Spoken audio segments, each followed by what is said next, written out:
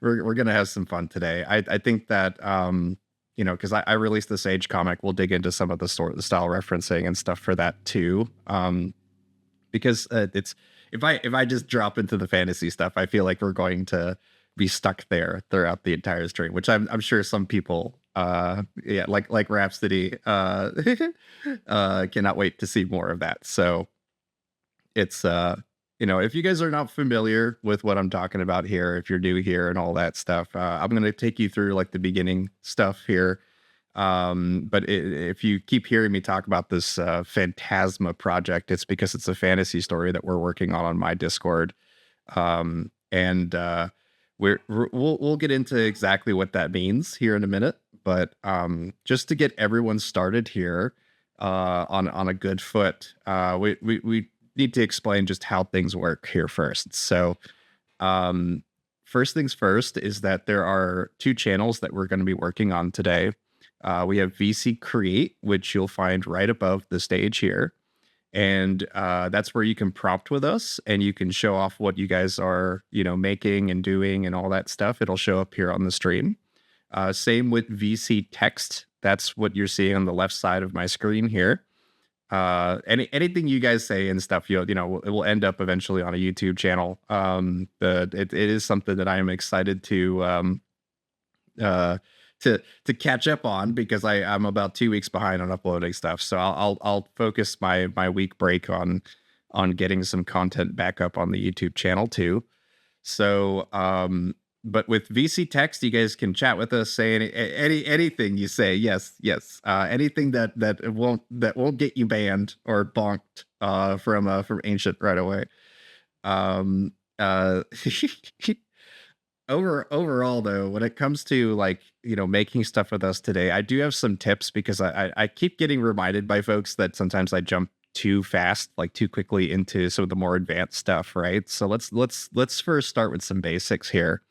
So first things first is that I want you to check with /settings. Just type /settings and hit enter. You could do this really in any server. It doesn't have to be in VC Create, but I just want to kind of go over this really quick because the remix mode is the most important thing to have turned on for doing at least my workflow of things where we're going to be reiterating and changing prompts and seeing what the results of those are. So make sure that is on. The rest of it, for the most part, like the stylized modes, all that stuff, you'll see that on the beta site, it's a little more advanced in terms of how to select variations and all that kind of stuff. But I think that for a good chunk of today, we're gonna be turning on personalization and trying out some new stuff with your guys' codes because I know that this is a new feature that recently came out, and having it now in settings here where you can just turn it on means that our prompts are going to look entirely different, person to person. It'll just pre-bake that -p code like this, and then it'll put a unique code based on your rankings, like the images that you've ranked on Midjourney. So if you haven't ranked about 200 images, this won't work for you. But we'll get into that later. Like I said, I tend to have a bad habit of jumping into things too quickly, so we'll get into personalization here in a minute. But I do want to kind of get us started on something that at least I worked on this week, so you guys can see what I do. Yes, prepare all the P jokes, please. The thing is that when I've been kind of feeling a bit of burnout, honestly, when it comes to trying to get these two really big projects out, Phantasma stuff, and also a collab that I'm doing with another artist. And I just needed a break. I just needed something that was different than what I was doing. So I went back and did a Sage comic this week. It's a very small one compared to some of the other stuff I've done. And I still need to finish part 4 of the Destiny arc for the Sage series. So it's just been a lot. It's just been a lot for me. So I decided to get away from it by just doing something else. So I made this Sage comic, and I'm kind of surprised that it got quite popular on what is it on Instagram. On Reddit, it wasn't really that popular. Got about 1,300 upvotes or so, which is, I can't complain. That's more than fine. But it was really interesting when it comes to demographics. Reddit particularly did not get this joke. Instagram was fine with it, but Reddit, I think Reddit's either I don't really want to put logic to it. It's just sometimes you win, sometimes you don't, kind of a thing. But when it comes to this comic here, I normally start off all of my Sage comics with a familiar opener, just so that people can really know who these characters are. My strategy for it was basically always start the comics with "Hey Sage, hey Michael," in order to like reinforce to people that that's who these characters are. That's their names, It created or forced a familiarity. And I was pretty proud that how quickly it caught on for people to recognize Sage, and whether it's good or bad. Like there's a good chunk of people who are part of like the traditional art crowd and whatnot that will see a Sage comic and downvote it instantly because they know it's AI generated and stuff. But that was part of my intention, was to make it like them known AI characters, AI OCs or personas or however you want to call them. So this comic is basically like, "Hey Sage," and then she doesn't respond at all. She's hyper fixated at something to the point where she's not even responding to Michael anymore. And this comic came out on Monday, which was June 17th. And all my comics are set 30, or at least all the Sage comics are set 30 years in the past. I tried to aim for the day, right? So I released this on the 30th anniversary of the O.J. Simpson chase, right? And chase is a very generous word, because it was famously known for being super slow, right? And so she is hyper fixated at it just because it is something like different and and happening and whatnot. Yes, exactly. Thank you for linking the GIF. Yes, there you go. It was a 40-mile-an-hour chase, and with a bunch of cop cars behind OJ and whatnot. And you can watch documentaries if you want to see the details of it. I mean, not all of it's pleasant, obviously. I mean, it involves a gun and other things like that. But like, still, one of the reasons I did this comic was because like there was there actually is a bit of a racial element to this comic too, because both Michael and Sage are white, right? And that was the big divide at the time in the 90s, was the reaction to it. Like, if you were, depending on your demographic and stuff, like you would have wildly different reactions to the O.J. Simpson case, and trial and everything like that. And so having them kind of joking, like, having fun with what's happening is speaking to that as well, because I mean, I have a lot of at least back in Los Angeles, I had a good chunk of African American friends, and I'll tell you right now, the O.J. Simpson reaction is completely different on their end. And so like I take a lot of their stories in, and I'm like, okay, cool. Like, this is giving me the juxtaposition I need to find the humor in this, and also to find like any kind of relevance, right? So that was my Sage comic for this week. Very short, just two pages and stuff. But the way that this was made was actually by referring to a previous comic of mine as a style reference. So that's where I'm going to get us started here today. I could see you guys are already prompting some fun stuff with, including with my personalization code. I'm very proud of my code, and I'll get into that here in a minute, of why it looks so much more different than the rest of y'all's. Like, it's pretty awesome. But let's get into the style reference here, because if you're just prompting things like, like how you're seeing here, prepare the P jokes, that kind of stuff, sunshiny day from Getters here, you're going to notice that the styles are going to jump pretty wildly from result to result when it's just words, right? Because Midjourney doesn't actually know what your intent is down to that detail. It just tries to find the something that will satisfy that prompt. And so And you can, and people are going to start doing some funny stuff inside of VC Create, like combining a bunch of style references and stuff with colon, sorry, not colon, quotation marks as the only prompt there. They've been calling this a void prompt, where there's nothing actually in the word prompt. It's just all styles and stuff. I won't be getting into that very much because it is just crazy random, the kind of stuff that you guys can do. And I prefer to create things with a lot of intent. And so let's try to, specifically make a comic in the style of the Sage and Michael stuff, just because I want to show you guys what that intent looks like right away. So what I'm gonna do is first pull out the style reference that I created for the Sage and Michael comics when they're in the office. And this was made by using a previous comic of mine and then removing all the text from it. I left gnarly comics down there just because I want to leave a URL so that if anyone else uses the style reference, that at least they get a little bit of traction on my website.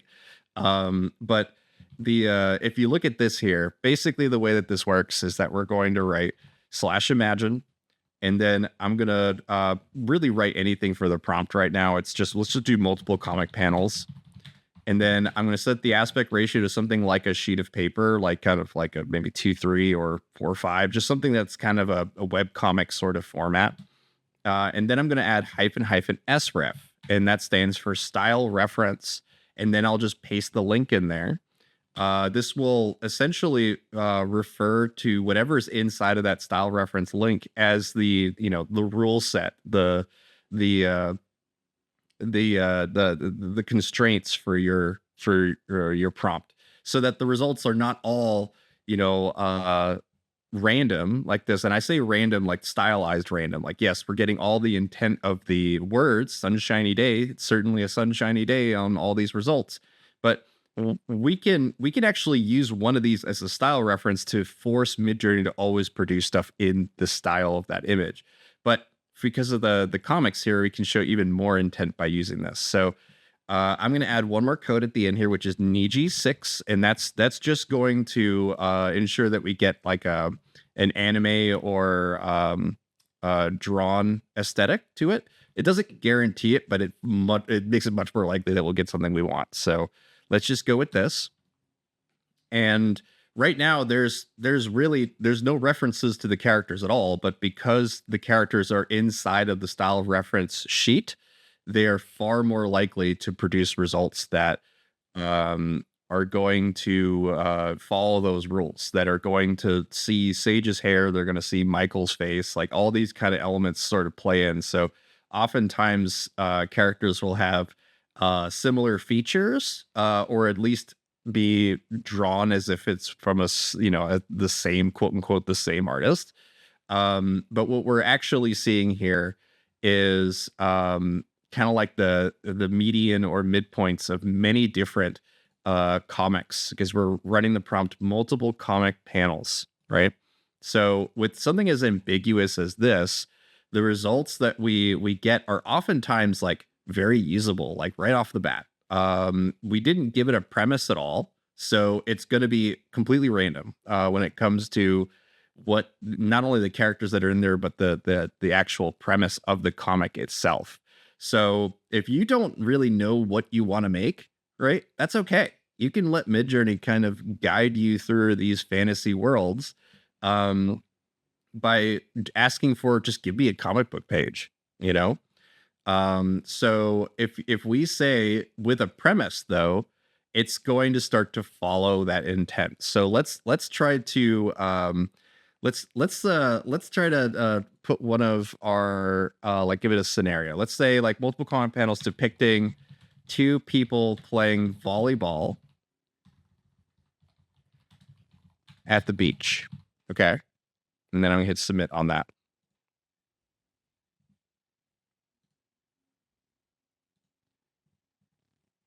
Now let's see what we get after this. So let's see. Lizzie said multiple comic panels with the same style reference. It just basically re-rolled the prompt, and you could see just how the characters themselves are very polished, but they always polish in a bit of a different direction. Like some of them will have um like certain levels of hair detail, while some of them will not. But the main thing I pull out of this is that when it comes to particularly the flushed out faces and stuff, that's what I'm aiming for whenever I'm kind of looking for my characters here. Is I want to make sure that it follows the aesthetics of the characters. And a lot of my characters look a little drunk. I'll admit that. I've been accused of basically like of making characters that are a little flushed in the face in that way. And I'm like, they're having a good time. It's okay.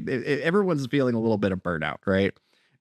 So it's I was like, okay, they're just at the end of a day, like the end of like a Friday or whatever.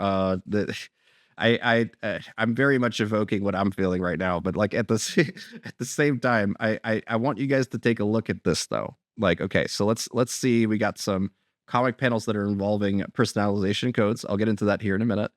Um, but with the volleyball result, this one is from Anna Tedious. Sorry if I pronounced your name wrong there. Um, you could see that we get this unified style throughout the whole thing, but the character art is going to be different almost every time when it comes to the exact characters that are featured. And there's a couple ways that we can bring our characters now into this scene if we really like the composition or like what we're getting out of this, right? We can actually force our characters into these compositions. So let's take a look at some of the other ones before we pick one to kind of like start going ham with. Uh, Multiple comic panels of a blonde woman in a coffee shop. And this is great because this is actually like an easy way to get a puppet, as I call it, a generated puppet of Sage, is to just ask for a blonde woman. You can do like a 90s blonde woman as well. That will kind of make the outfits a little more stylized to Sage. But you'll also notice that at this stage, you're actually going to see a lot of the AI bias also take over. Without a character reference, the AI bias kind of goes nuts on the idea of particularly like the stereotypes. So like if you if you're English speaking and whatnot, you understand that blonde woman can also have a derogatory meaning. It can mean like a dumb or ditzy person, right? And so Midjourney has a little bit of that bias whenever you do that. It'll see that and kind of make her a little more buxom, a little more ditzy sometimes. And it might also just be a little bit of uh placebo too, like we're just kind of looking for these things because we we consider it part of like the lexicon and whatnot, but maybe Midjourney doesn't, and we just are seeing those results even when they're not there. There's a bit of balancing that happens when it comes to getting this stuff. um like trying to figure out whether something was intentional from Midjourney, quote unquote, or if it wasn't. So we're going to put in a reference for Sage here, because of the blonde result that we got. So let's see. Let's see. You know what? Actually, we could do Vicky with these because this is very much in line with Vicky's hair. She has darker hair, which means that there's going to be less like hybridization between like blonde and brunette hairs and stuff. So like, I'll show you guys what I mean here in a minute. But I'm going to pick this third one here from Anatides here, and we are going to grab a character reference. And this can be a single image of a character, but it's better to have a full character sheet. And I'll explain how to make those character sheets in a bit. But I have one for Vicky here. Let me pull her up really quick. The way that I have it saved is that we use this thing called /prefer, which lets you save a bunch of links as a single word or phrase.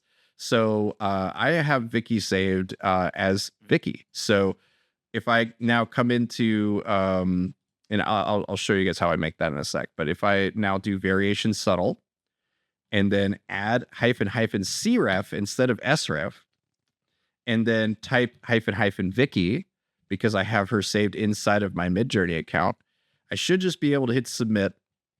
And then wherever I wrote Vicky is replaced with all these links that I have here. And each one of these links are different poses of Vicky. So I'll show you guys what that looks like here. So they're all different angles of her that give us a unique representation of her with every image. It's very important that the images are unique. If you just pick especially like a 3D model where you're doing like a hard turnaround and stuff, you're going to see some it's the results are going to be a little less than desirable when it comes to getting completely unique poses on every image. So you could see that now that we did a variation subtle with character referencing on there, she not only is playing volleyball, but she is in her work pantsuit playing volleyball. If we lower the character weight on Vicky, there's a good chance that she'll just start to wear beachwear. So if I come down, hit reroll on this is why remix mode is so important to have on, by the way, because I can just hit reroll and it brings up the remix prompt. I can now add -CW, and then let's put a very low value like 10. And that makes the character weight 1/10 of what it was before, because by default it's at 100. So the result that we'll get out of this will look a little less like Vicky, but it will probably match the scene and even match the style of the style reference more, because the character reference will always dominate the result from whatever you put in there. So if your character reference has a bunch of thick, bold outlines, but your style reference doesn't, it's a good chance that your imagery is going to start getting those bold outlines. Okay, so now let's take a look at what we got when we lowered the character weight. And we certainly got a proper beach attire for Vicky, especially with this third one here. Look at this. Look at that. All right, we got a brown top for her, and now she's playing volleyball with somebody else. We could put somebody in there. So let's do the second way that we could do character referencing. Are we gonna make a beach episode today? Because I think we're making a beach episode. Okay, so let's have some fun here. I have another character here from my comics that I feel like people will enjoy messing around with today, just because you know, I love Sage. Don't get me wrong, Sage is a ton of fun. But we're actually going to prompt with Sage's mother today. So I'm gonna open up the prompts. I have a bunch of like character sheets and stuff saved on my server, and I'll get into that here in a minute. But here is the oh shoot, let me open up the actual proper image here.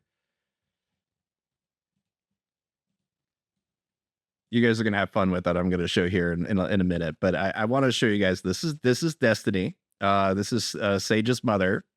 And basically what we can do is we can do the same thing that we did using very subtle and adding a character reference, but we can now do it also inside of very region. Okay, so what we're gonna do. Wow, that's a tiny window. Hold on a second. That's really, really tiny.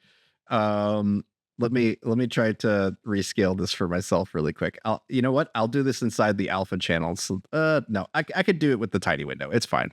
All right, so let's go ahead and put Sage's mother in here really quick. What I'm gonna do is I'm going to try to keep whatever matches Sage's mother's design. Like that would probably be like the bottom of her feet and the hands in this prompt, and not much else. So I'm going to highlight everything that's on this side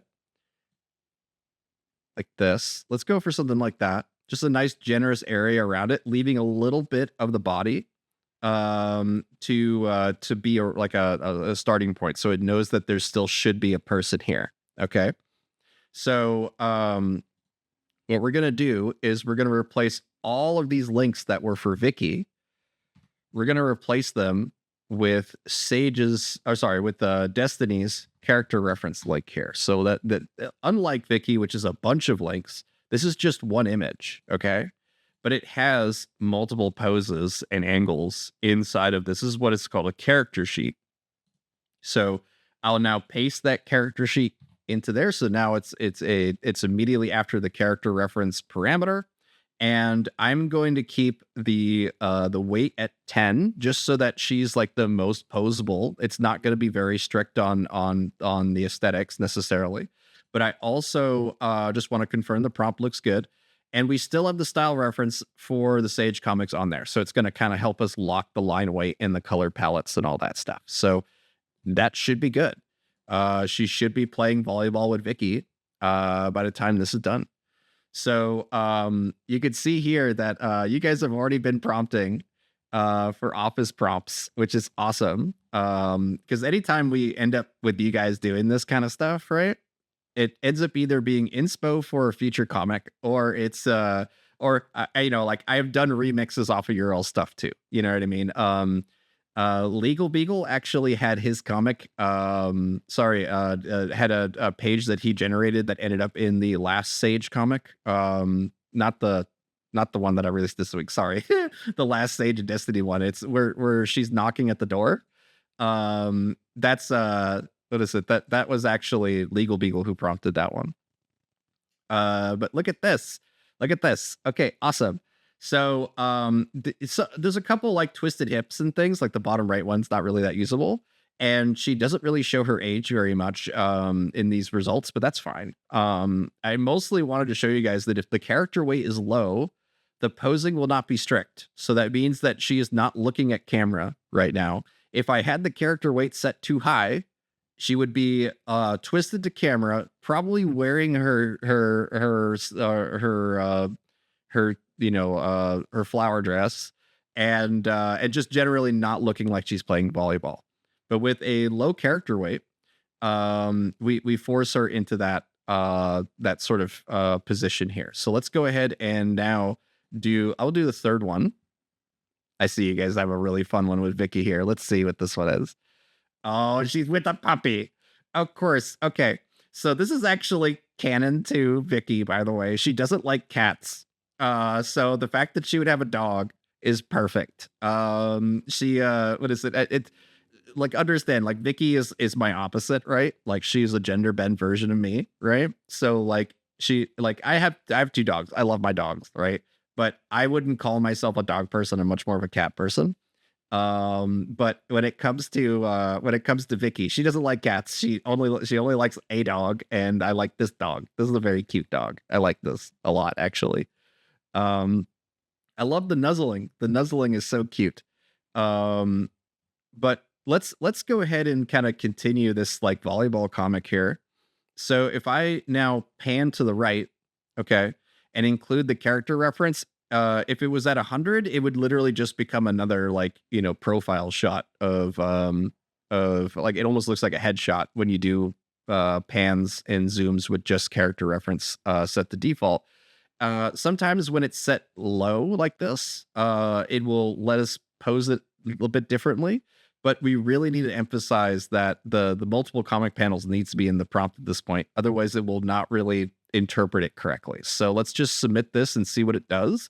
But most likely what I'm going to end up doing is removing the character reference entirely so that we essentially start off with a new blank slate on the right side that references everything that's inside of this image.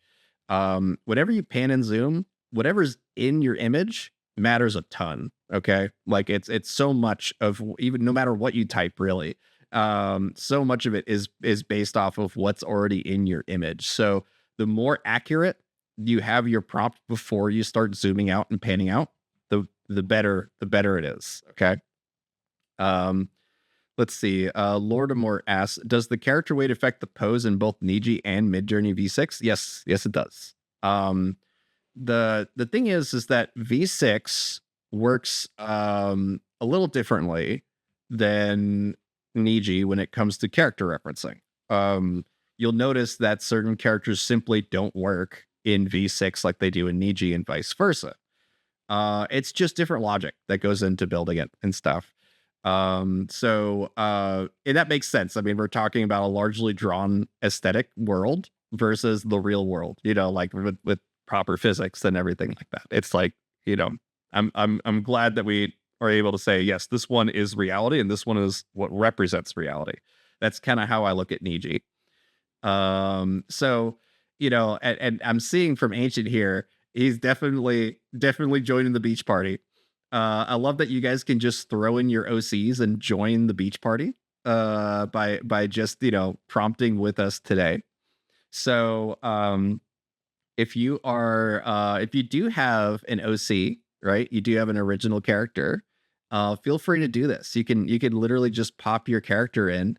You can even pop yourself in, like like just a real life photo. All good. But I wanted to show you guys what happens with the pans here because it is something that I think that gets kind of confused easily. If you are looking at the low character weight here, it doesn't really look a ton like Destiny, but it is certainly it's taking all the important style notes, particularly the hair and the face shape are all on point for this. But you'll notice that she just dominates the frame. There's not a lot of it basically is just a giant headshot of hers. And this is what happens when you pan and zoom with character referencing turned on. So let's re-roll this. But this time, I'm actually going to take out the character reference entirely and instead describe what I want to see, not just in the pan, but in the entire image. Okay, because like again, we have to refer to what's the entire image to do this properly. So multiple comic panels depicting two people playing volleyball on the beach. One of them is blonde and spikes the volleyball. Let's try to give us a lot of intent here. Spikes the volleyball. Okay. And then submit that. So again, we've turned off character referencing because we are trying to get unique results, like how Ancient is doing here, where there's all sorts of unique events that are happening in every panel. That doesn't really happen very often when you are panning and zooming with character referencing. You really do need to mess around with more describing what you want and then bringing your characters back in afterward. So you could see it's in terms of the results that we got a proper wide shot on the top here. But again, it replaces it with a generic blonde, heavily AI biased blonde woman. So we will in paint say Destiny back into these results. We could also in paint Sage into here and make it a 3-character comic as well. It's really whatever we want to do. We can do now. So yeah, and I'm gonna be checking out all your all's results here in a minute. I feel like today's gonna be one of those days where I need to take breathers, in between what we're doing here today. But if we now take a look at shoot. I see we got X Slayer going with his OC coming to the beach party. X Slayer is one of my older members of my server and stuff. It's really cool to see his OC pop into here. We have Blobby from the server, but he's actually from the fantasy series. So he's like almost like Jake the dog on the bottom right one here. I do like that he's just kind of hanging out on the panel here, and he's like almost jumping out of if I would do this, I would make it to where the fantasy comic is on top here, and he jumped out of the fantasy comic and joined the beach episode. You know what I mean? Like I do crossovers very literally. Like I basically break the fourth wall and let characters walk in between panels and stuff. So that would be how I do it. But we got Ancient's blue-haired character here. Oh, that's so cute. Let's see, who's this? Felix. Okay, and Felix's character, I'm not familiar with this one. Is this Kravis? It's this. I wonder if it's Kravis just recontextualized. Oh no, it's a 3D model of a dude. Okay, I see. Neat. This is cool. I do love how confidently shirtless Ancient is with his cat boy here. It's good. It's good. I like these results. Okay. All right. So now that we have these where, we basically have said, hey, paint over, give me a blonde woman playing volleyball. She did not have our intent at all with this. She's not striking the ball. She's not playing volleyball, all that sort of stuff. She's basically just reacting to what's happening. So what we're gonna do is let's re-roll this, but this time I am actually going to set the style to 85 or maybe even as low as 50. The reason being is that the higher your style goes, the more likely it's going to give you something like that's objectively pretty. Don't get me wrong, it's going to probably be really pretty, but it will almost always be kind of boring. Like it's just kind of a person standing there, or like a basically a look. While we want something interesting, we want diversity, right? I'm loving this, by the way. Multiple comic panels depicting a crossover episode at the beach, right? Look at the way they're holding the comic panel borders too. This is the stuff that makes me so inspired when I look at Mid-Journey comics, right? It's like, oh cool, I like the way that he's handling the comic. I like the way that they're sitting and talking to each other at the beach. Like it's super cool. Um it is something that I'm aware that that I have a little bit of too much fascination with sometimes, like trying to imagine what quote unquote Mid-Journey is thinking. It's not actually thinking at all. It's just kind of, bringing a bunch of middle median points together. But it's very cool to be able to just have everything sort of prompting with you guys all at once here. Like, look at this. Like, it's so cool to be like, okay, yeah, so we're doing a beach episode today. What is going on here? Okay. Multiple comic panels depicting the anime beach episode, a small pink blob of the knife holding the volleyball, and then with no character reference in there. So it's just basically generic Sage and Michael comic style, and then that prompt. I love that she's holding the knife in there too. That's too funny. Okay. Let's take a look, see what else we got going on here. Whoa, there's a lot going on in this one. Sometimes you'll just find really fun moments, right? Like this, there's a kiss here actually. Whenever I find these kind of like more intimate moments, right? Goofy, sometimes they're goofy, right? Like this one is, but I'm always fascinated whenever it brings two characters close together. You'll notice that often too, that if there's two characters' faces close, you can basically re-roll to get them to kiss. Like it's very very likely, just because of AI bias of just how often two faces are close to each other, that they're interacting with each other too, right? So that's my theory about why that happens. But I'm loving all these. Oh wow. I gotta upres the one with the top though up here on Ancients, just because I like Ancient's character with the white top here. That's fun. Yeah, this one's good. Let's see. We have Lord of Mort. What is your just style referencing? Okay, cool. So you're combining different style references by including multiple links. So there's 1, 2 links here. Let's see what your character reference looks like. Oh, okay, cool. Nice. I like this. That's cute. I like the minimalist, like Japanese minimalism that's in this. That's pretty cool. Kind of reminds me of like Shinchan a little bit. Oh, look, it's Kingi. She made it to the beach party. This is great. And I love that she's got the big microphone, the megaphone too. Yeah, she's ready to make announcements. Cool. I'm a Baywatch lifeguard. Awesome. So from here though, and you can see that they're throwing they're throwing Blobby back in there with variation with Very Region. So it's really easy to frankly make your own comics now when it comes to just getting your characters in there, right?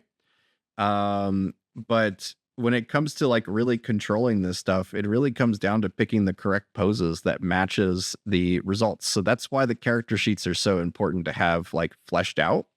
When it comes to like Destiny here, I kept it pretty simple because I knew that she wasn't going to do a lot. I knew that she was basically just going to come into her apartment, like come into Sage's apartment and just talk to her, right? I didn't really expect any sort of too much exaggerative movement. But when it comes to like some of the uh like let's pull up some of this, like one of the Sage poses here. So this is from Sage at Home. Sorry, just a moment here. It's always going to try to open up my Discord real quick. Let's see here. This one here. So this one of the Sage at Home poses has her arms out like this. This is an incredibly useful image to have because it means that like I can quickly get a T pose out of her. I just need to crop this image and boom, I have a reference of Sage at Home, with doing that T pose kind of thing. And so over time, I started building up like libraries of poses and also libraries of expressions and reactions. So what that eventually lets me do is to make little reaction comics like this. I did this in roughly like 8 minutes, right? Like 8 or 10 minutes, right? I did it as a reply to somebody, like as a reaction. And this would have taken me a lot longer, especially with the level of shading and stuff that goes into the character art. But this is a very like minimalist version of Sage that I didn't really focus a ton in bringing the character to a certain conformity that I used for the comics. So if you're talking about doing quick reaction, quick like here's my emote that I'm responding to you with, this is great for that. And you could see that I built all of these poses off of single results. So like I basically just re-rolled this multi-panel result until I got every reaction I needed. And it eventually lets me build things like this, where if I needed to have Sage napping on her couch and stuff, I have that now because I've prompted for her laying back and then used that as the reference and then asked it again to do that. So yeah, it's really, really, really beneficial to have multiple poses. Probably the most important is the 2/3, like the back corner of the head and stuff, because when you think about two characters talking to each other, 90% of the time, there's always going to be an over the shoulder shot, or there's one character that's kind of blurred and out of frame and to the side. And then the focus or the main character is the one that character is looking at. So this pose here is incredibly useful to have. It lets us very quickly make reactions. So like if I wanted to have Sage reacting to her mother at the beach party, right? Then the only thing I got to do is find one of the results with Destiny here really quick.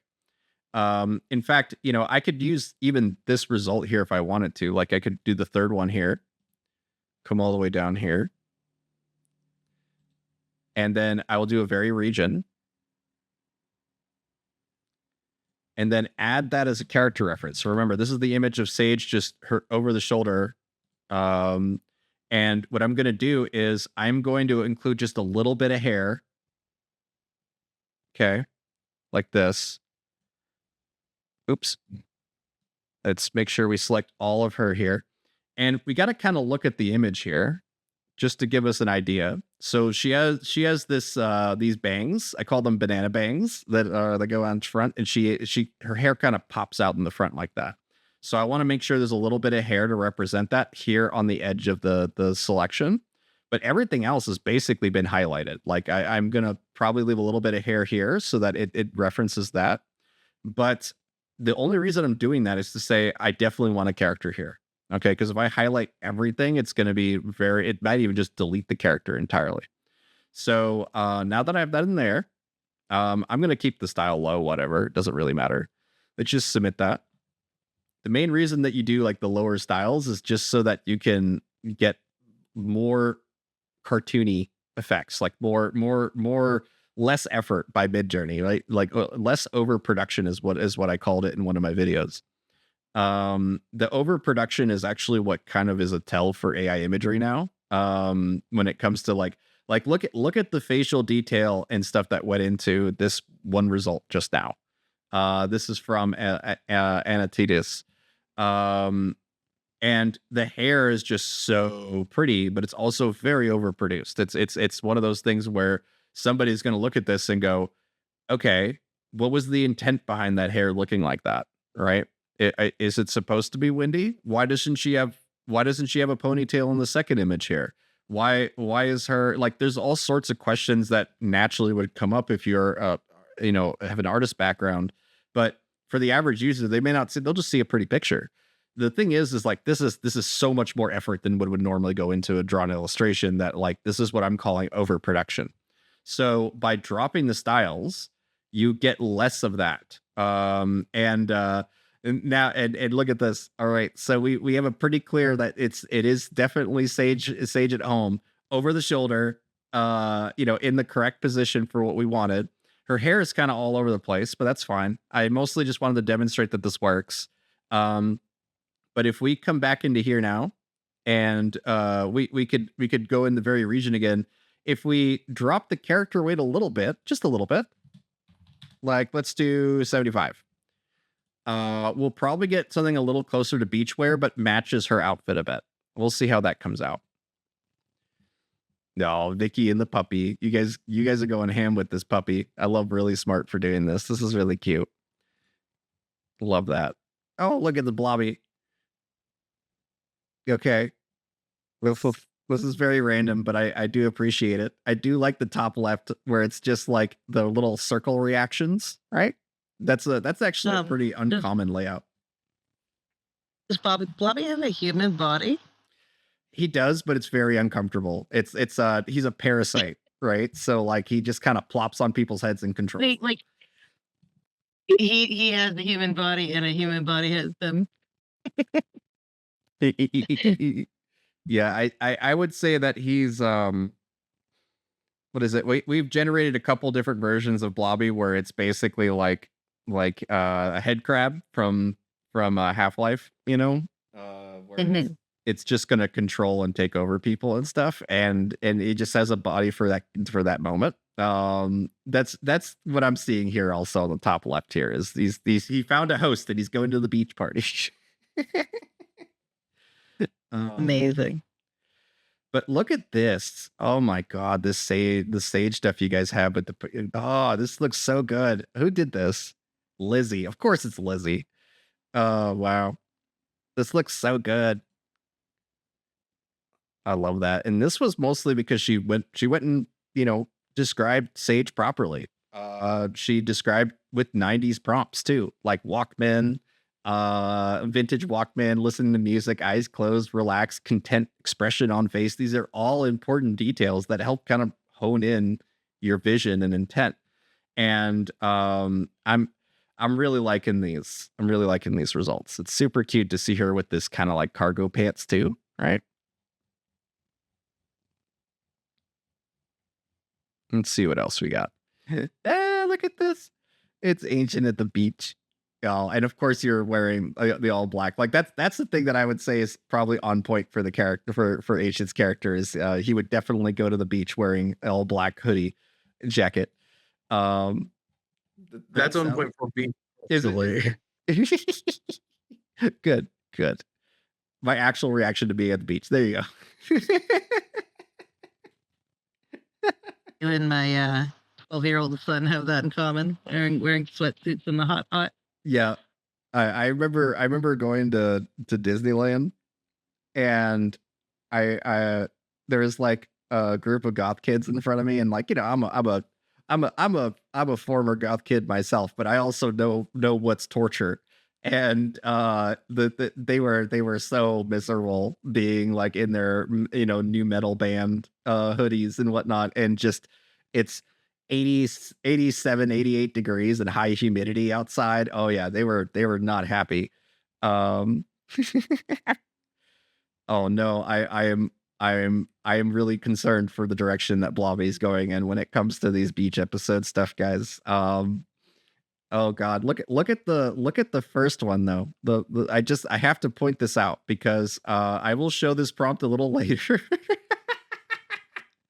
He reminds me of like what do you call those? There's a kind of like it's evoking like some of like classic Canadian animation to me, like some of the reactions that you see in Canadian cartoons. Oh, this is great. I love this one.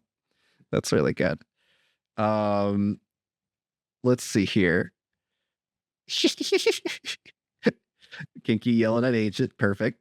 Okay, cool. So say we really like these results, right? Like I do really like Lizzie's results here. So I'm going to expand on these a little bit. We can just zoom out 2 times in order to see what Midjourney thinks is the rest of this comic, right? You know, and and I say words like that, like Midjourney thinks, Midjourney believes, or whatever phrasing I want to use to make it a little more relatable and easier. The reality of what's happening here is that it's simply finding this the shortest path possible to make an image that follows the rules of your prompt, right? So it's like it's basically just math. It's just math in terms of the way that lines split up and move, you know, and get drawn for you. So whoa. What is going on here? What is this? What are the 2 references here? Oh, you went for like a celestial event and then a Sage comic. Nice. It's pretty cool. I like what it did with the dress here. That's what I was going whoa about. Neat. Okay. So here is one of the expansions. A zoom out 2 times. And it essentially just gave us like every potential pose that we might need to have a conversation at the beach, right? And we could keep re-rolling this as much as we needed to in order to get the reactions that we want from her. But if we really wanted to force this, we could re-roll it and say, let's try to make up an event. Okay. Like let's just say like a shark, there's a shark in the water or something like that. Maybe we can try to get Sage to react to a shark in the water, maybe, or whatever premise you guys want to put in here, feel free. But let's do because we have all this written by Lizzie here. We could either keep this and then just add to it, or we could make it a multi-prompt. Okay. So right now we have everything that we know works in terms of like, you know, getting her to be at the beach and stuff here. But what if I say, I'm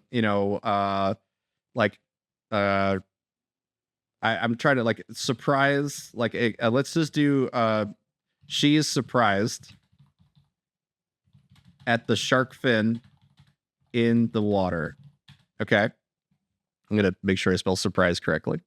Now I'm going to add colon, and then space it out. So basically colon, and what that's going to do is it's going to split it into a multi-prompt.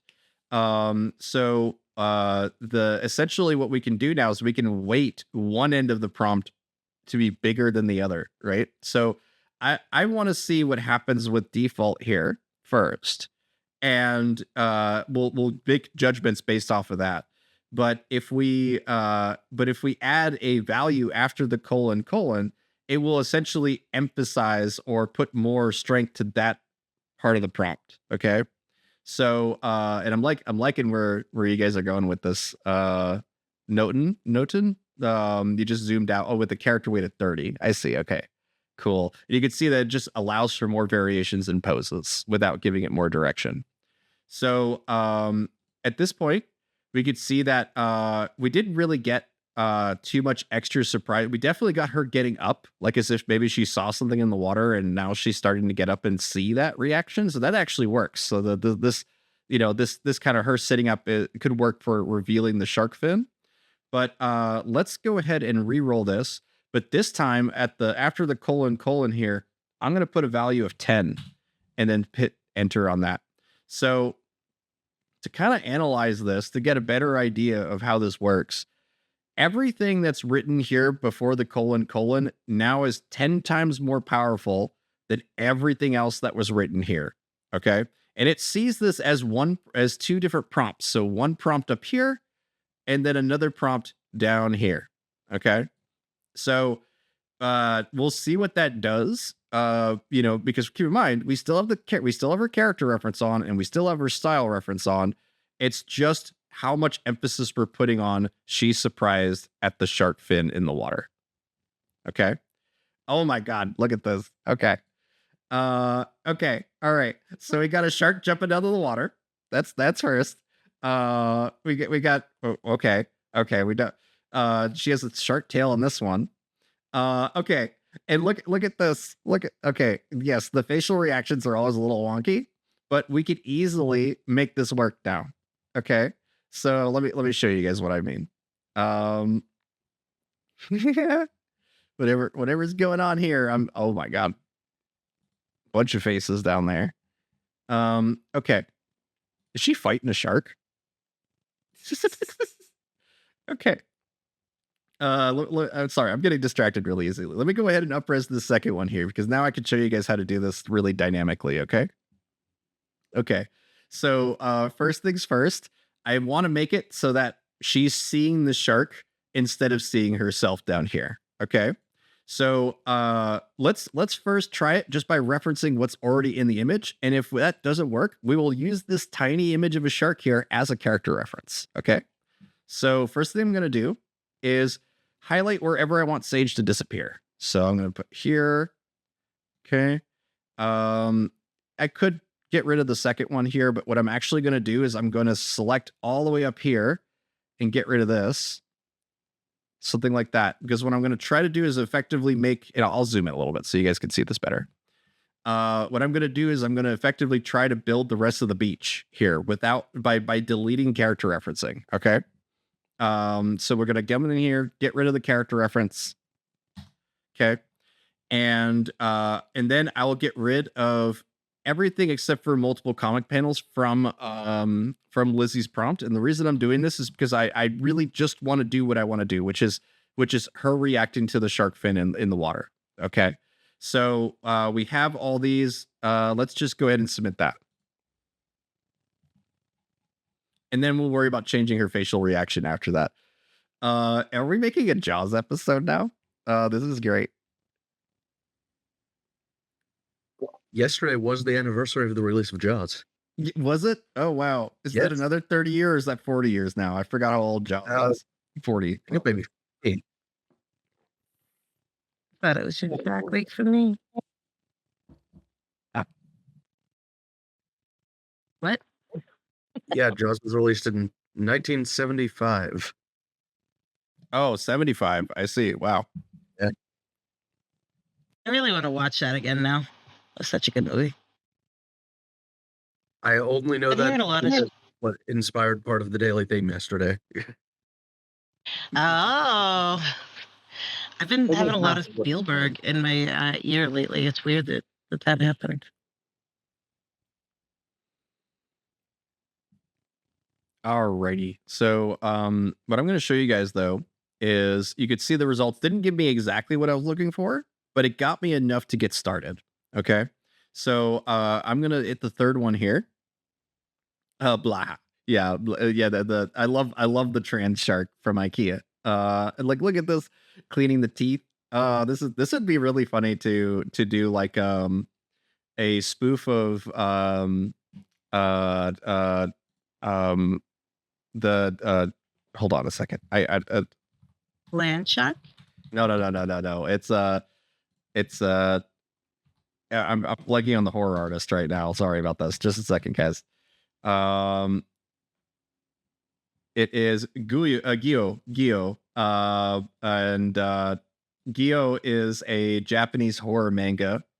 And it is from Junji Ito. And it features some really gnarly fish that have been basically mechanized to walk on land, and the idea of a land shark, right? It's basically a bunch of like stinking fart monsters basically, but it is, this reminds me of like a wholesome version of that where it comes out of the water, he's like, can you clean my teeth? This just ocean dentists. Okay, all right, so this is where what I at least where I was trying to get to with this. You can see that we have now Sage is gone, right? We now just see an open body of water, but we did get 2 more poses of Sage generated because again, it's going to look at the whole image and go, okay, you probably want this, you probably want more of the same. Okay, so what we're going to do is we're going to do Very Region again, but this time in terms of what is it? In terms of trying to get the beach to show up like fully here, we're going to actually select quite generously into this corner of the image here, making sure that we select as much of the like inside. But basically, we're just trying to force it to say, all right, make it a nice wide panel here. And because we have this close up of Sage up here, we don't really need it, right? Let's just go ahead and get rid of that too, just so that we really, really enforce the mid journey that we want to expand on this panel right here. Okay. So I'm going to get rid of now multiple comic panels just because I'm seeing a pattern here where it's just adding more and more of them when we don't really need them. So she's surprised at the shark fin in the water.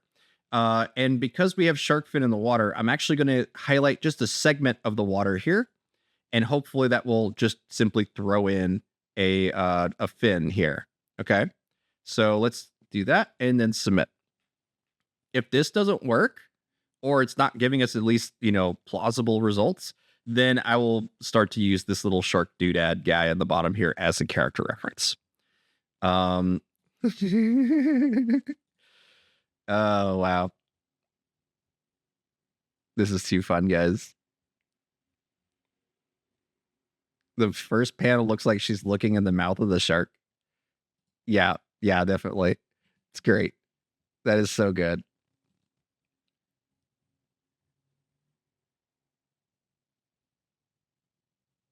Okay. So you could see here, we really just got a zoom in of like a blonde woman here. All right. So what I'm going to do is I'm going to come back up to the prompt here, and I'm going to really emphasize that I just want comic panels of an empty beach. Okay. Just to get us something.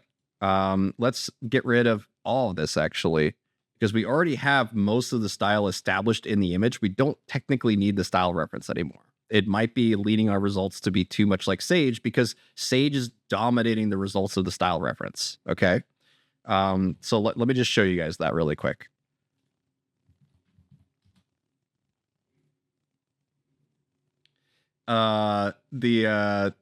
Here is the style reference that we're currently using. You'll notice that Sage is like the focus of this comic, which makes sense.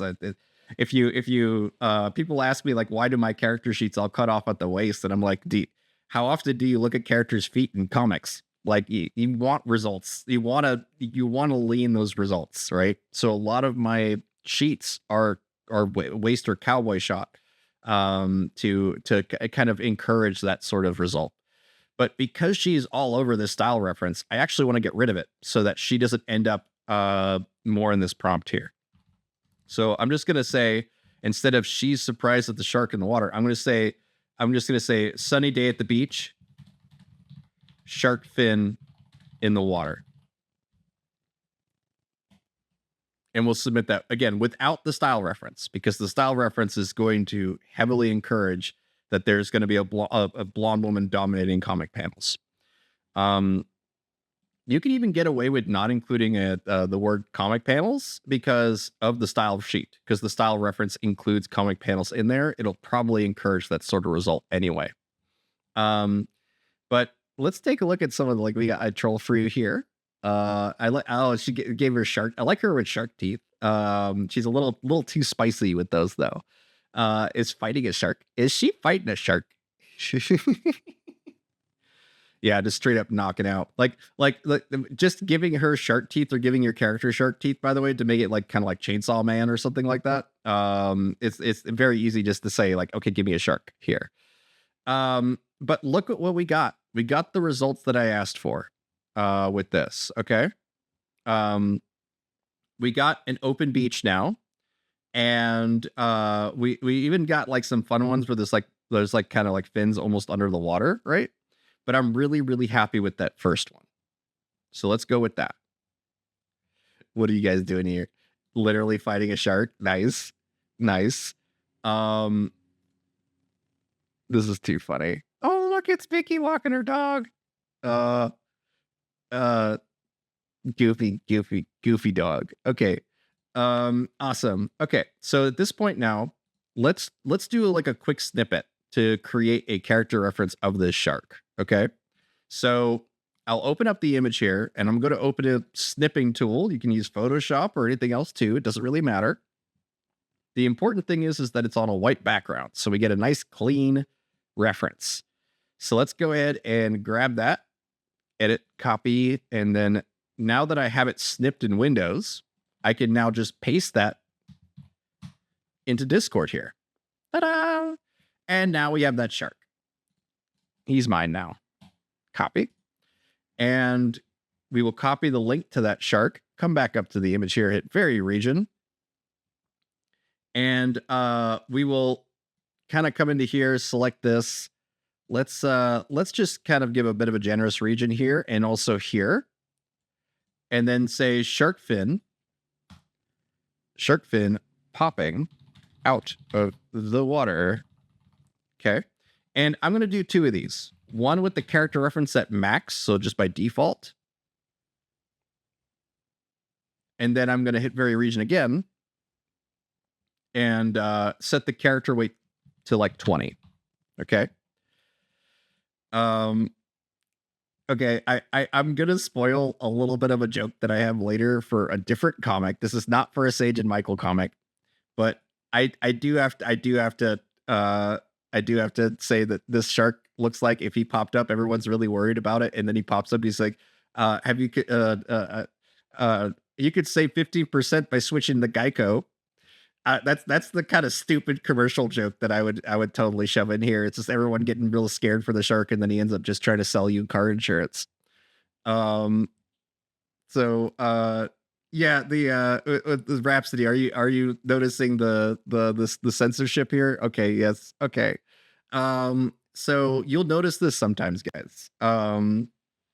If you're, yeah, there's a compromise that has to go on here. Sometimes there's images that Midjourney thinks might be a little risque, or otherwise, they, for whatever reason that it might be, might not be something that we want spread all over the server for any reason. So you'll notice that there's a little message that will pop up that says, only you can see this.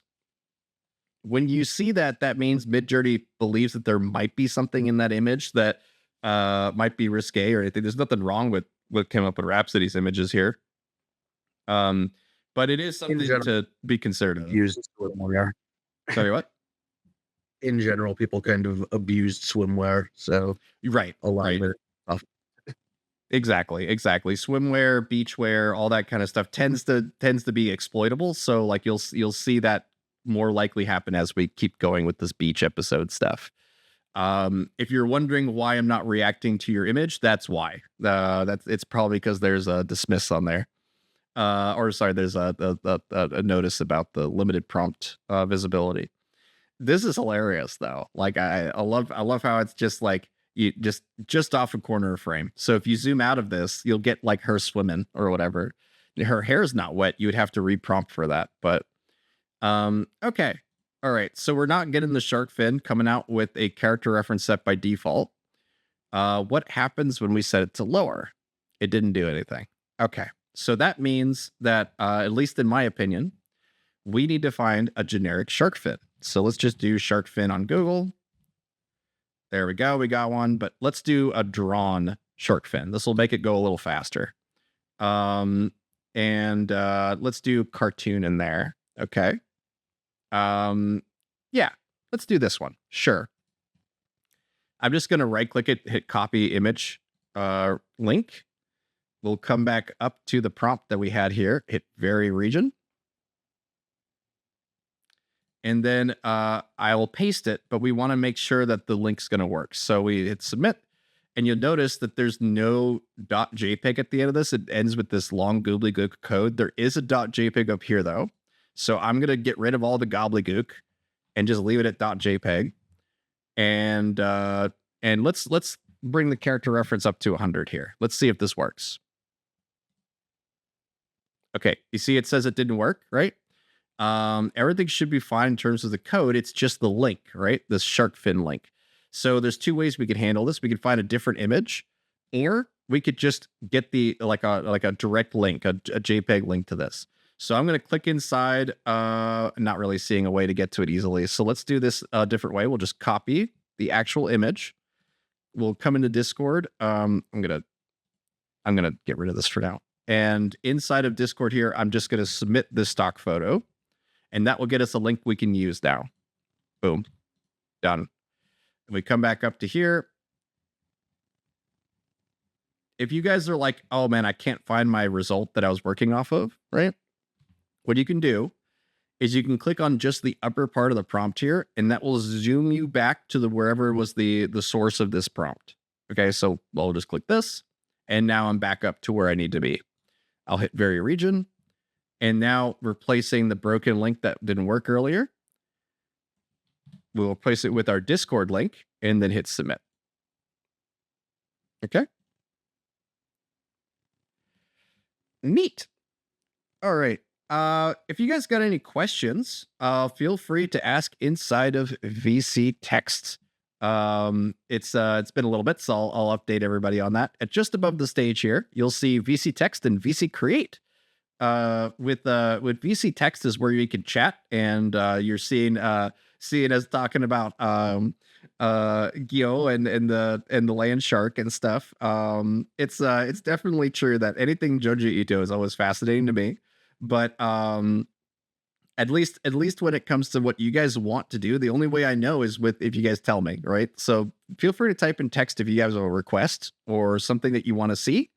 We will explore that together. If you have an OC, be sure to post that inside of VC Create so that we can use it and play around with it and stuff. That'll be fun, especially as we get the beach party bigger and bigger. So from here, I'm gonna see what you guys kind of do with this. Like I can see that like you guys are having fun with this shark now. It's a very cute shark, actually. It is something that I'm curious to see what you guys do with this. Okay, so Koda Mojo said building up a character sheet is my weak point. Okay, let's build up a quick character sheet then. Let's go ahead and build one of, let's say I could do Rhapsody. I could do a quick turnaround of her, or let's see. I will admit, I've done a handful of turnarounds of Rhapsody. Let's grab let's make a new character really quick. Okay, so I'm gonna do let's actually use the shark here and try to do a street sharks kind of thing. Yeah, turn around for a shark. Zoom. Let's see. What I'm gonna do is I'm gonna grab the shark, the little chibi shark that we got from earlier. And I'm going to do full body, turnaround, multiple angles, multiple positions, multiple expressions. We're just going to go ham with this one. And then I'll put a character reference and we'll include the shark in there. And I'm going to set that character weight to 0. The approach that I tend to have, especially when I'm in painting, or just setting up prompts for in painting, is a wax on, wax off process. We want the character weight set to 0, and then bring the character weight to 100 after we pick a good pose and composition. So I'm just going to go with 0 for now and see what we can do. Yes, the buff shark coming to eat you. Yes, that's what I'm aiming for, is this kind of like Street Sharks sort of look. Okay. If you're not familiar with what Street Sharks is because you weren't a 90s baby like me. But Street Sharks was this like really, really silly vessel for selling these shark toys, right? Yeah, it's really not that good. It's in terms of like animation and stuff, it's really, really rough. But yeah, the Street Sharks were really funny to me, like as an idea to bring back, right? So if you guys go ham with this enough, we might be able to actually make some proper Street Sharks here. I do think the results that we're getting off of this one, I could already make a turnaround off of this top left result here. So I'm going to upres that for now. Even the second one's pretty good too. But let's see what our turnaround looks like. You know that Street Sharks was an answer to Teenage Mutant Ninja Turtles.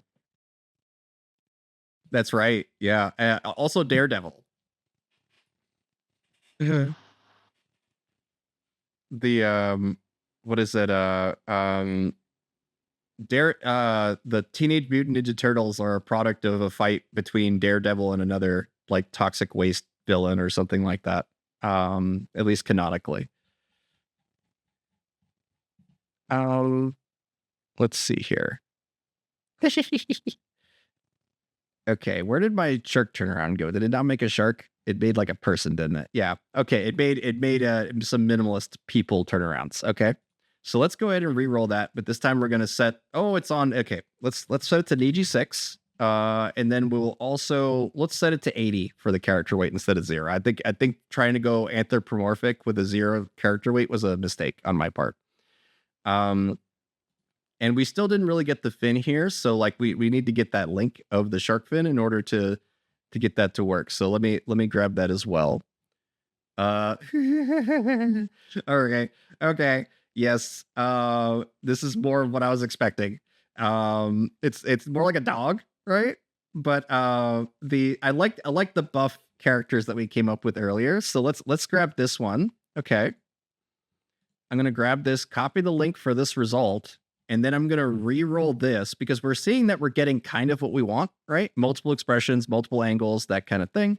But we are going to now change the character reference link to one that's a little more of a buff dude, right? Buff shark dude. And then submit that. We could actually use the street sharks themselves, but oh no, got canceled due to the image filters.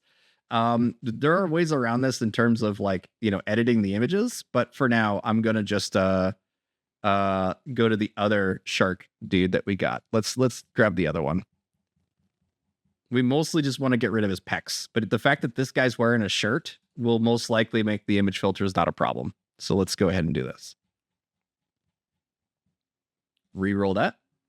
Replace the character reference with our new buff shark dude, and then hit submit.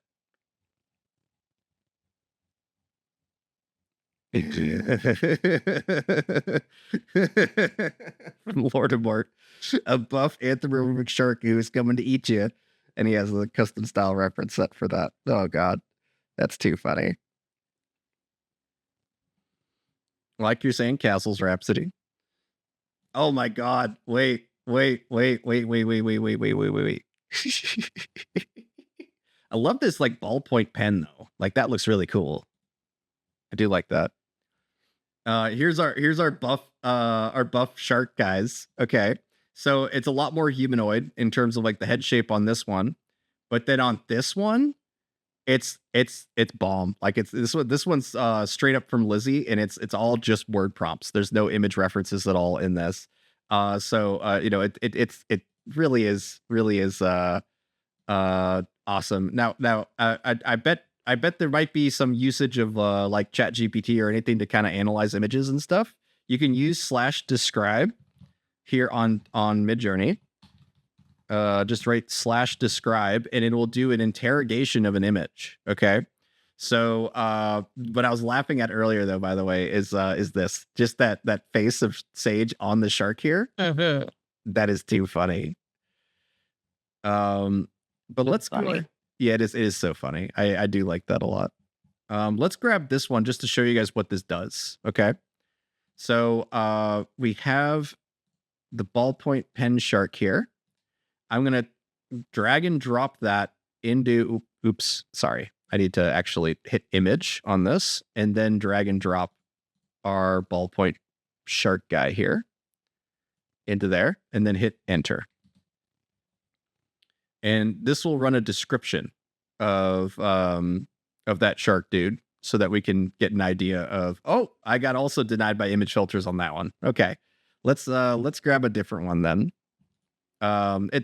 This is going to come up a lot when it comes to like particularly like beachwear and stuff. We are going to hit the image filters quite a lot. Shouldn't really be a big surprise. But there's some horrible looking mouths on her over here because the shark mouth is affecting, what I imagine was once Vicky. And now is something else. Oof, that's too funny. Ooh, I like this Castle Rhapsody. Let's see here.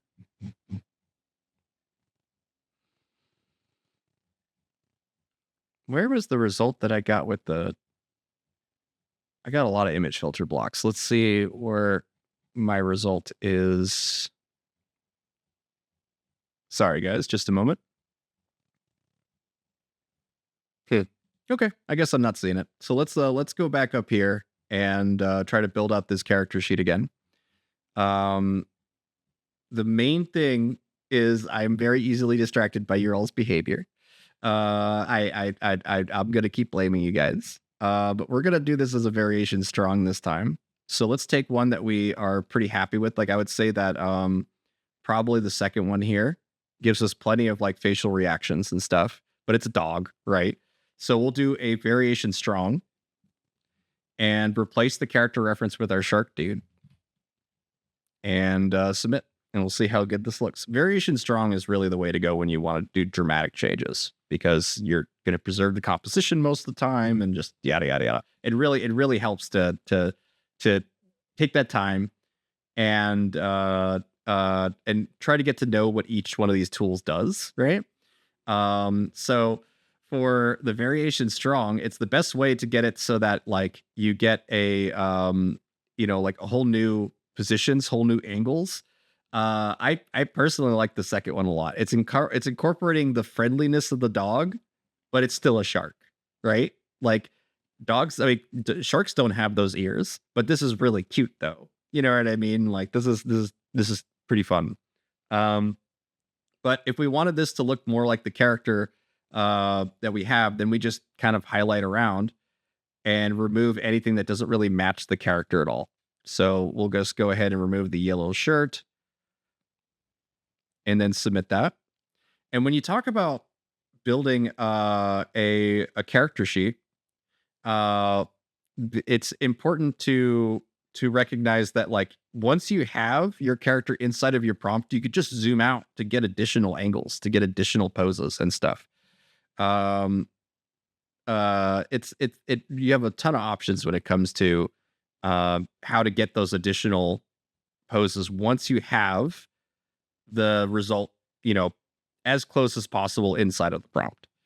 So yeah, it's really cute. I don't know what's going on with the hyper-colored, like pink everywhere kind of stuff when it comes to the beach and the shark, but it is fun. All right, so let's take a look what's inside of our character reference really quick, and we could see that it's just a white tank top, right? But it's being heavily influenced by what was previously in the prompt here. So let's go ahead and grab one of Lizzie's very like we know Lizzie's works well as a word-only prompt, right? This is one of these here. We can just copy this.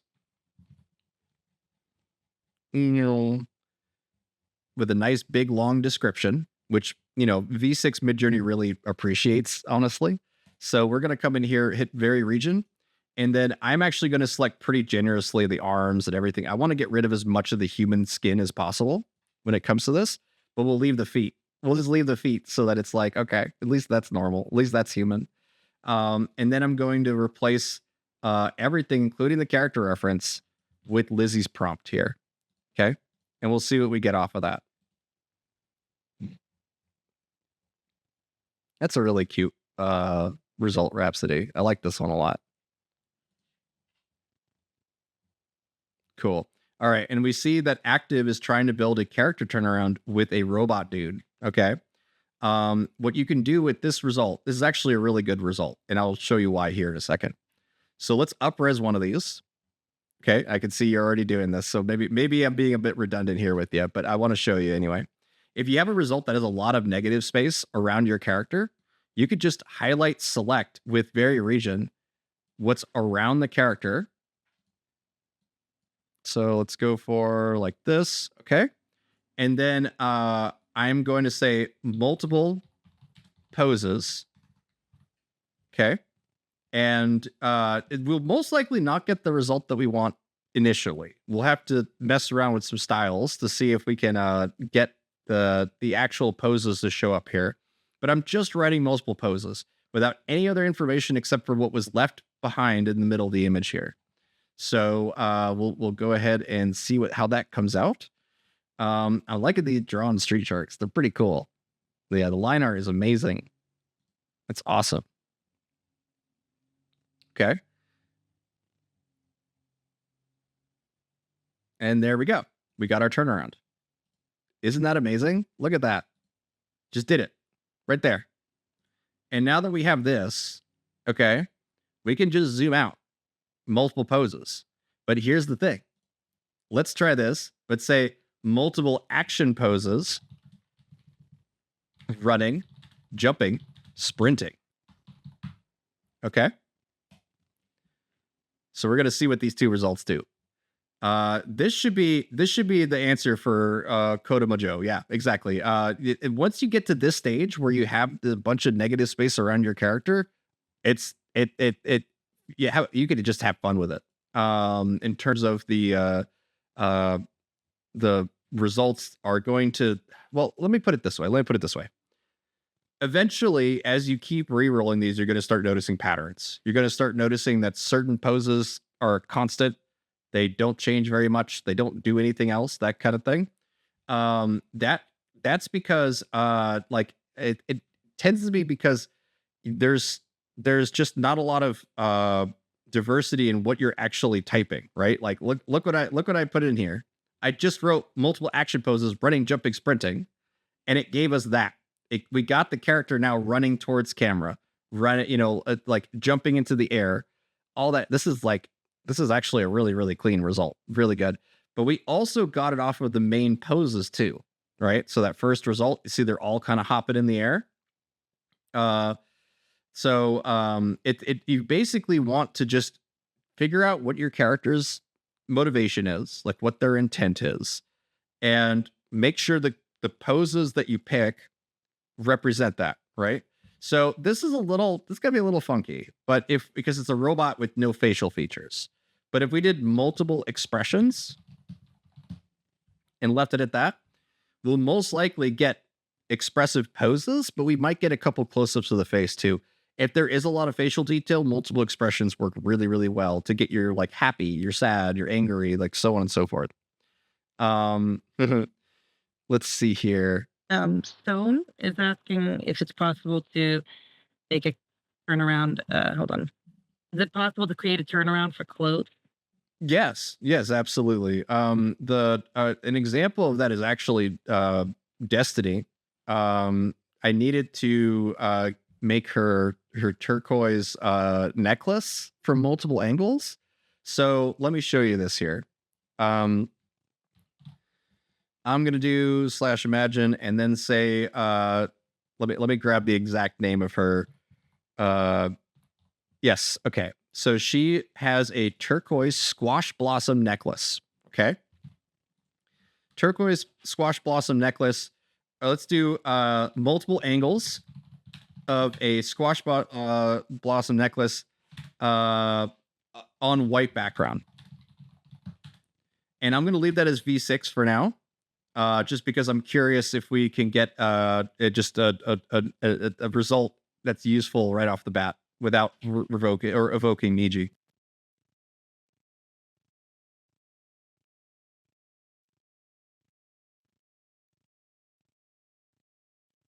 Okay. All right. So we got our sequins. And Destiny's necklace is similar to this. It has these big turquoise eggs, basically. And if I now say with Niji the same thing, it's going to be just now in a drawn aesthetic. But let's try to enforce that we want to see multiple angles of this with just the aspect ratio. Okay. So I'm going to set AR and then something really long or really wide, because when you think of a necklace, they're almost always displayed as like these wide images, like to show you on someone's neck or whatever. So let's try to do a very vertical image. So 2.5, and then we'll hit submit on there. What are you guys doing with Destiny and Sage at the beach with the shark? I'm super curious what you guys end up doing. That's too funny. So you could see here with just the necklace at a vertical aspect ratio, we basically got more options or very wide or very tall necklace, right? So let's try to encourage this from we got like two different options really, but let's go ahead and try to do try to pose it onto a body, because I think that that's going to be like the way to control that. I want to see a profile of this. I want to see a 2/3, so on and so forth. So let's do multiple poses of a woman wearing a turquoise squash blossom necklace on white background. This should give us a much more usable result. And then we'll just kind of take it from there. Street sharks. Oh my. It's like he's having an argument with that fish.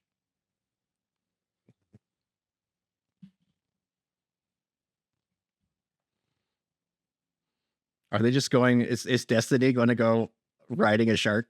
Because that's what it looks like it's happening here, is that a shark comes up, he's like, you want to go for a ride kind of thing. But okay. All right. So you can see here, we definitely got what we asked for. We got multiple stills, really, not angles, but a woman wearing a turquoise squash blossom next on a white background. We're in Niji though, and it's still giving us realism, right? So, so what we can do is we could ask for, let's actually do, let me think about this for a moment. Let's try first a low style. So we'll do a style of 50. And then I am also going to say multiple poses instead of multiple angles. So we could try to evoke that we want her to be in, let's do a 3:2 aspect ratio as well. So we're getting kind of a wider shot. And we'll submit that. Okay, that I think this result here is actually pretty decent. So let's do the third one here. Look at that. You got your turquoise sequence necklace at multiple angles and also different lighting, all the way down to profile. So this literally like adds like 3 or 4 different angles just to this necklace that we could isolate and then reuse those. So this is how I made a lot of like Destiny's like necklace angles, is I just kind of prompted and said, all right, spin her around for me. And this is the result that we got. And so with multiple poses, we get a usable result, but it's very, very, very stylized, very much like whatever. This is because we have to set the default. But if we lower the styles, let's see, where did I lower it? Yes. So if we lower the styles, you see that we got a result that's much more usable, because it's not going to try to give us something drastically different with every pose because the style is set low. So there you go. Awesome. Stone said, thanks. And then if we want to use it as an image, we use it as a CREF. Yes. So that's actually a fantastic segue for me to talk about the unique character references. Okay. This will be my last bit before I get into the Phantasma stuff for today, I think. But the one of the most fun character references that I've had lately. Now we played around with a couple of other inanimate character references. The big one being the Phantasma castle. That one was super fun to see you guys just going ham with that character, which is a building, not a character.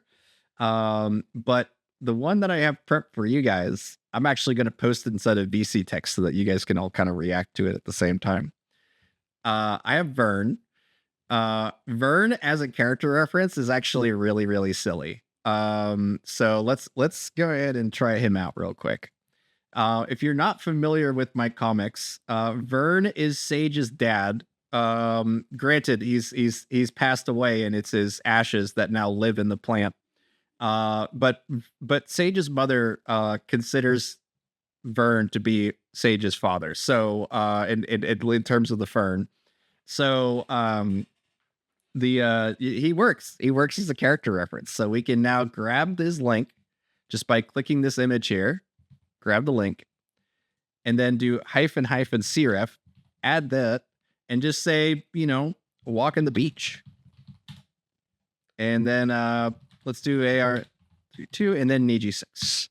Nice wide aspect ratio with Niji 6.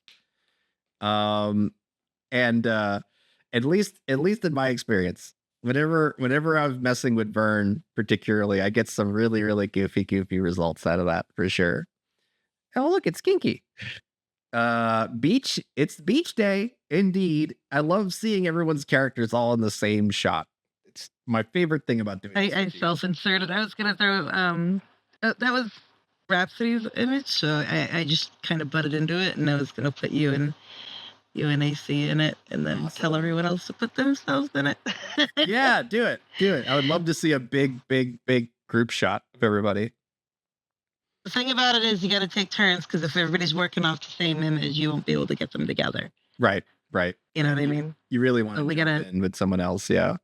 After someone else is done. So you can see here with multiple comic panels from I Troll for You with Vern, right? You get you get what you expect. It's comic panels featuring a fern inside of a basket, right? I made this. That's great. That's super cute, Rhapsody. Good job. That's awesome. But you can see just walking the beach, it respects the fact that the plant doesn't have legs. Okay. It's just gonna be planted on the beach. Okay. Now, if I run a character weight of 50 instead of 100, there is a chance that he'll sprout legs and just start walking the beach. One of the things I love about Vern is just how goofy some of the results are with him. Tell me when I can join on the beach. Yeah, definitely. Just hop in as soon as you see someone's done with it. No, I'm still looking for everybody else's codes. Then I'll go after you to put AC and Victor in.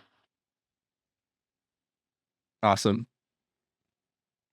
What I'm gonna do is go to my Discord server really quick and grab one of the results I got from Vern. Okay. This result here is one of the funniest things that popped up on Midjourney for me. Absolutely hilarious to me.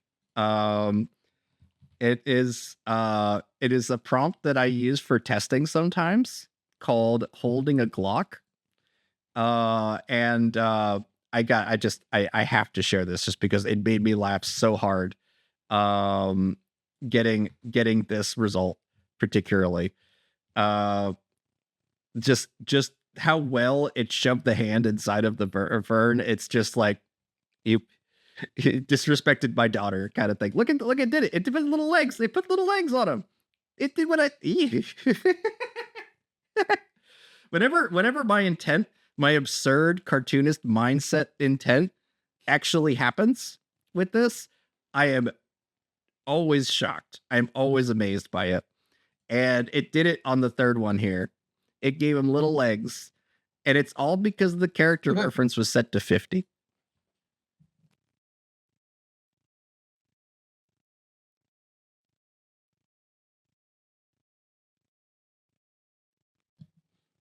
All right. So I'm very curious to see what you guys do at Burn and now the shark. And I love how okay, wait. The hugging of the shark. Hold on. What is the actual prompt here? Multiple comic panels of a fern on a shark. Okay, so you're trying to get the two of them together, but instead you got a shark hugging a lady, and she's like, "Oh, I love you too." That's too funny. Wow, guys. Super silly. Okay. Let's take a look at this. Multiple comic angles of a fern on a shark. Yeah, so this is more of the shark stuff. Okay, I see. So if we come into here and we begin to describe like maybe something that actually makes sense for Vern to be doing, right? So like let me just confirm that this should be the style reference should be the Sage comic here. Let me just confirm that. Oh, no, it's this one. Neat. Okay, so I see you guys are building off of the prompts that we already have. That's fine. So let's do multiple comic panels depicting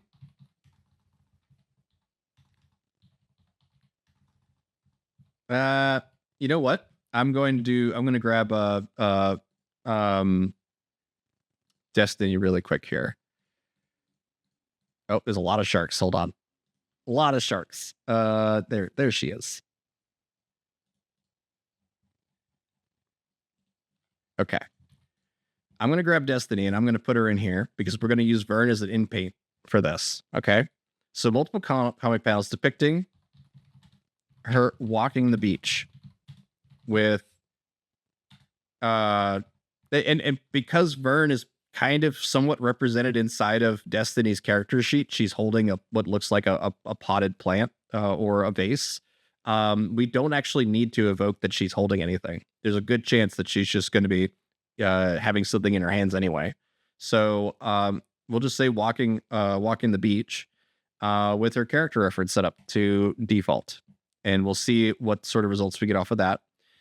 Most likely it'll be something like this. Like it'll be shots more of her looking at camera, but it will be generally this, I think. Okay, look, that's what we got. Okay, cool. So we have her now in different angles, different reactions and stuff. I'm gonna go with the third one for the sake of the demonstration here. Okay. So now I am going to grab Vern, whoop, copy his link in Paint, very region. And now I want to leave like the actual handle because the handle came up pretty good, but I want to make sure I select everything that's below her hand here. And you know what? I'm actually just going to select everything that's inside of this and then a little bit on the outside as well. And we'll just kind of come down here. That's going to make a pot that's way too big if I do it like this. So it's also true. I'm kind of erasing it a bunch because I'm working with a really small image here. But I am basically just going to haphazardly select around it to hopefully leave a little bit of it so that we could say, hey, here's the bottom of the plant. We'll just leave the rest and have it figure that out. And I'll just paste Vern inside of the character reference. Boop. And then we'll submit that. And then we'll take it from there. Yes. He totally is being a street shark here. My God, this is amazing.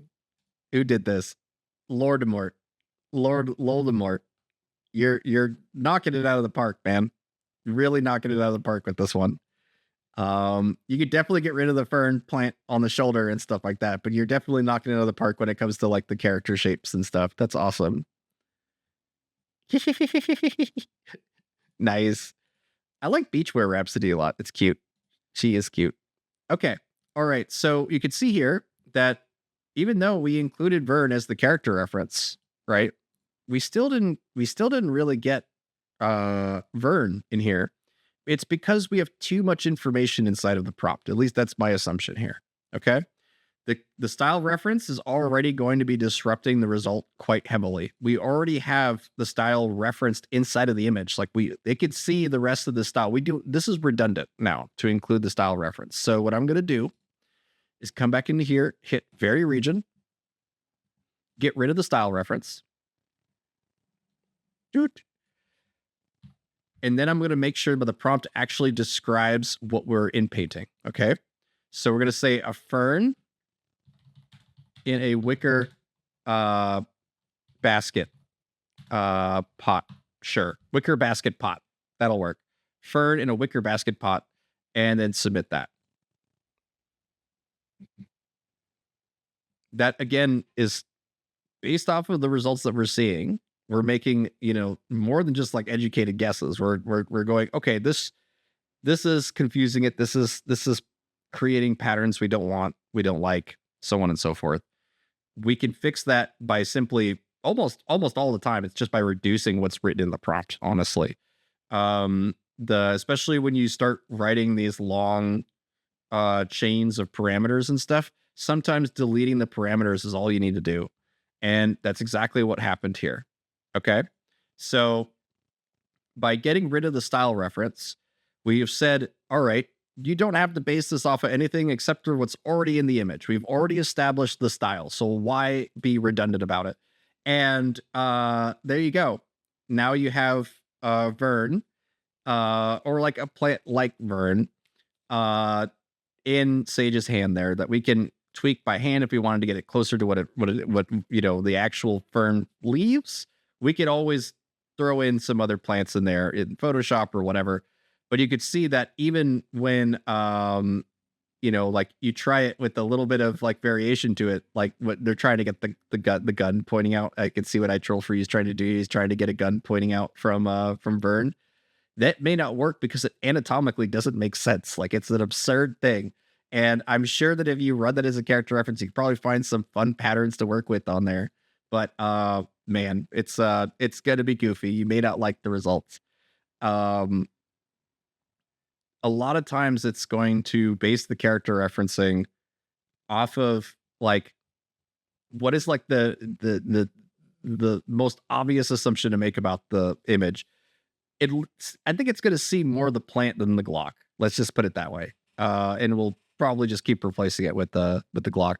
Okay, this is too funny. You could easily composite, Rhapsody right behind Destiny and like egging. You guys could be egging Sage to be doing something in this one. I like this result. It's cute.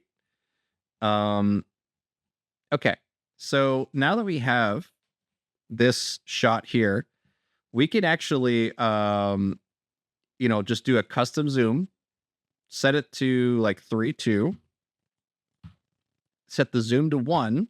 Okay, so it's just going to widen the shot. It's not actually going to zoom at all.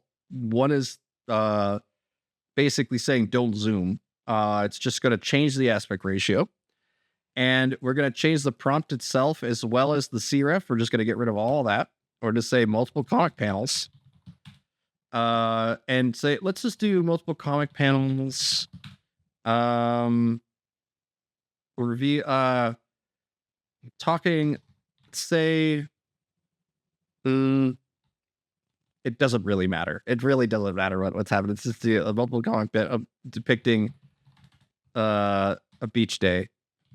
Sure. I'm just writing this down because I mostly want to show you guys what Zoom 1 does before I move on. Because Zoom 1 is how you keep your resolution of your image while still expanding and panning and stuff. Okay, let me quickly go into this while this is rendering. I know I lost a couple of y'all probably running the same beach episode props for too long, but I really do appreciate everyone who stuck around and is wanting to check out some of the Phantasma stuff we got going on here. I'm excited to start unveiling a couple of like little snippets for you guys. And so we're going to get into that in just a moment.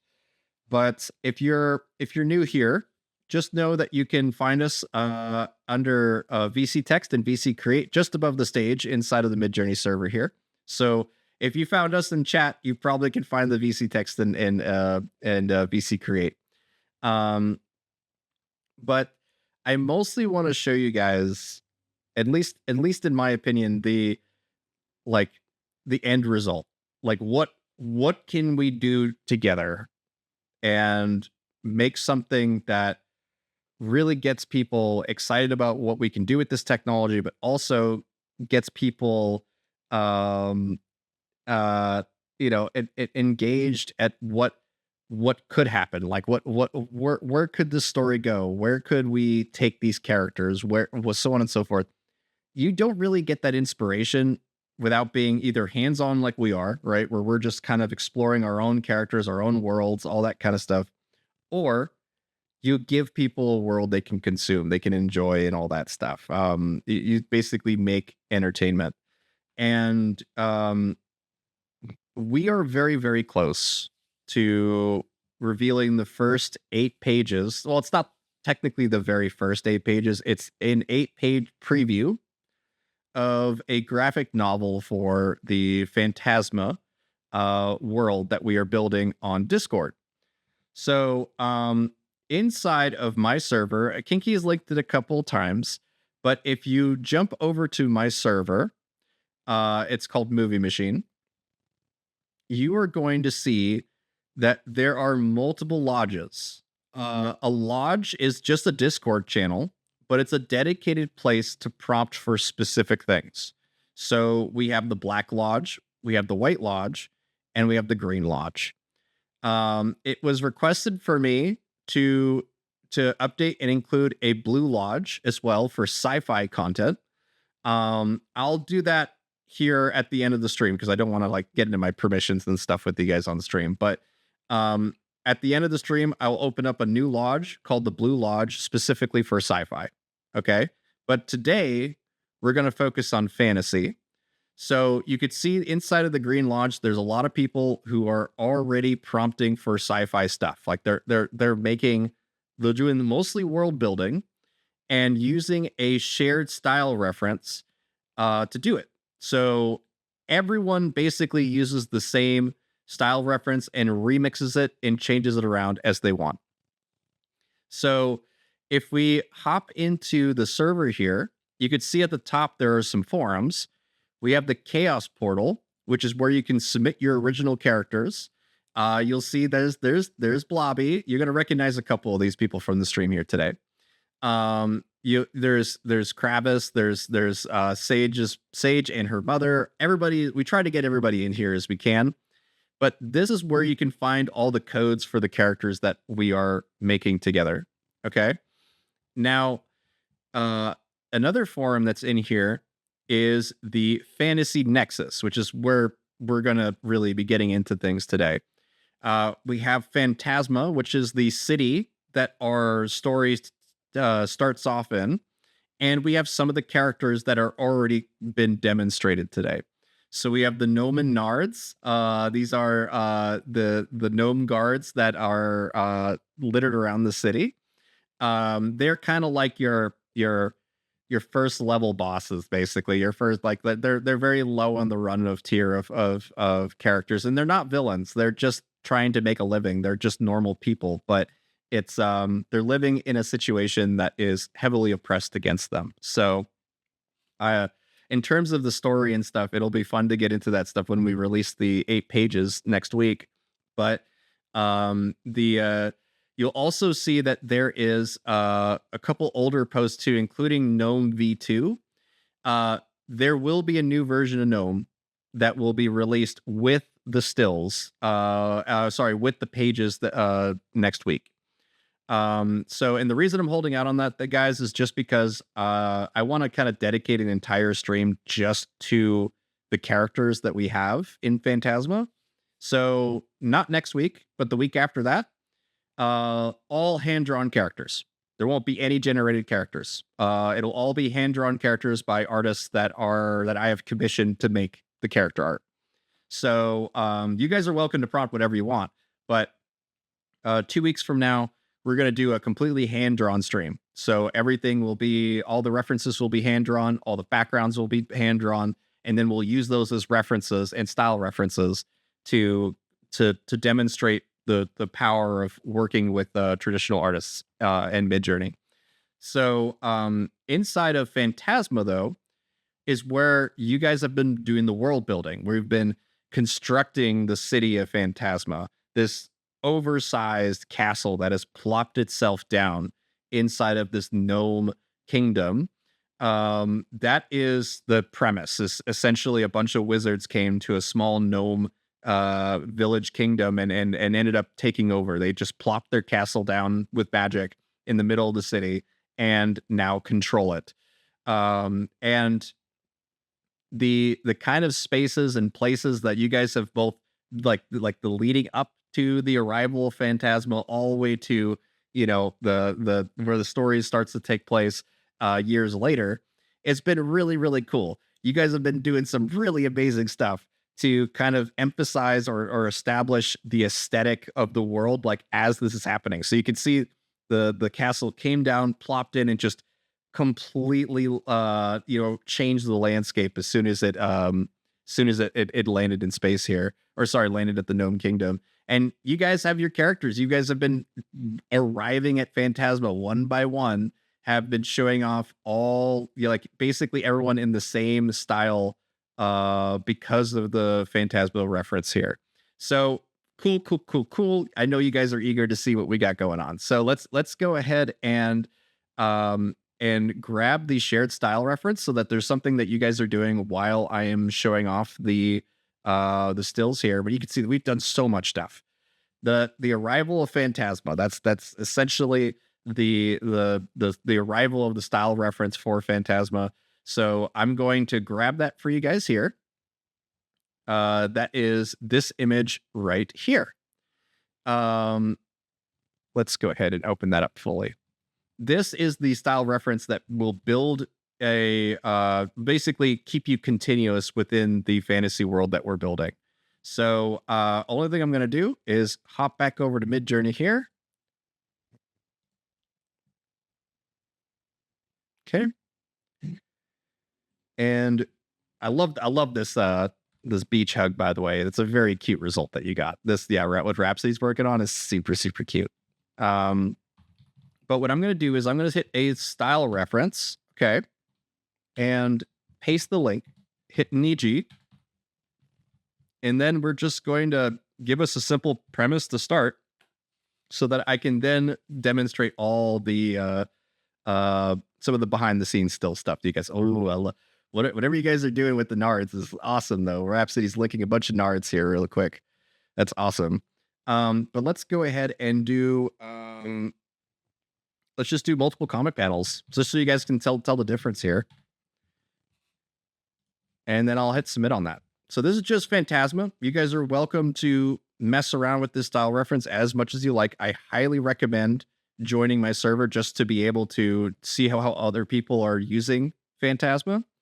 But look at this. Just with multiple comic panels, we have an established color palette. It's a muted palette that has a very clean approach to basically to lighting, to the aesthetic of the world. And so by using this shared style reference, we keep our characters all in the same place. So let's go ahead and show off our first stills. So the way I built this was essentially to work with a traditional artist from the ground up. We created a hand-drawn character sheets and then used those character sheets to create something in a clean line style. So I am going to grab the first result here. Let's do this here. Now, keep in mind, guys, we look at thousands of images every stream, thousands of images.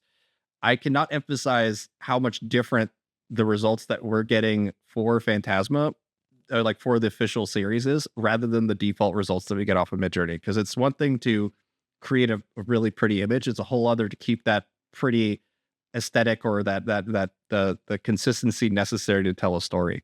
So everything that you guys are going to see here is kind of like tried and tested and proven to work, to where we can have you guys hop into the story right away and start remixing and changing the narrative as you all like. It's essentially an interactive graphic novel. So I'll grab the first promotional still here. So let's do this one first. Here is the character sheet for Kravis. Oops, it's going to open that Discord link again. Sorry, guys. So this is a character by Felix Rex. And they built Kravis as this like curmudgeon-y wizard who just likes to set towers on fire. And generally speaking, is a bit of a manic nutcase, like he's a bit of a madman. So I fell in love with this character. I thought Felix did an amazing job building this whole sheet, creating a consistent character turnaround. I mean, the consistency of the staff is awesome. They clearly took their time to clean everything up and do it right. And now in terms of the he's definitely a pyro. 100% he's a pyro. But in terms of being in this shot here, you could see that I used everything that Felix gave to create a back of the head for him and have him walking through, to where if we wanted to have Felix have his own, kind of spin-off, he could just describe what happens to this character immediately. Like they could bump shoulders into Gnome and Vic in the middle of their comic, and now it's canon to everything that we're doing, right? So like that's all it takes is just a bumping of shoulders, and now suddenly you have new canon. Um, and so the story here revolves mostly around Nuln and her theft of a magical book. It won't be successful. It'll be something you guys will be hopefully quite entertained to see what the shenanigans that happens with this. But Nani is a bounty hunter, and Vic is he's just something else. You'll have to see the full graphic novel for seeing what Vic is. But in the next week, we will be releasing the 8-page preview.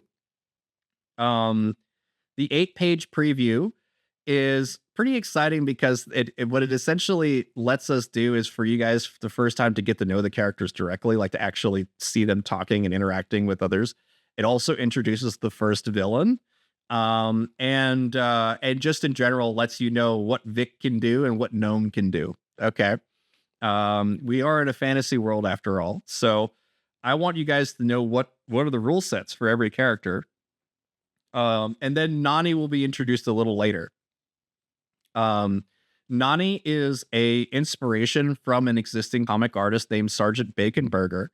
And you'll see that artist, like we've chatted and whatnot, but they're not officially collaborating or anything like that. They have just given us the permission to say this is inspired based off of her comics. And the reason why I chose Baconburger for it is not just because I'm inevitably going to go use the Baconburger joke of man, I could really use a Baconburger right now. I'm definitely going to throw that in there somewhere in the comic. But the bigger thing for me is that in Bacon, and I'm not gonna show Baconburger's comics today. I'll focus on that another time.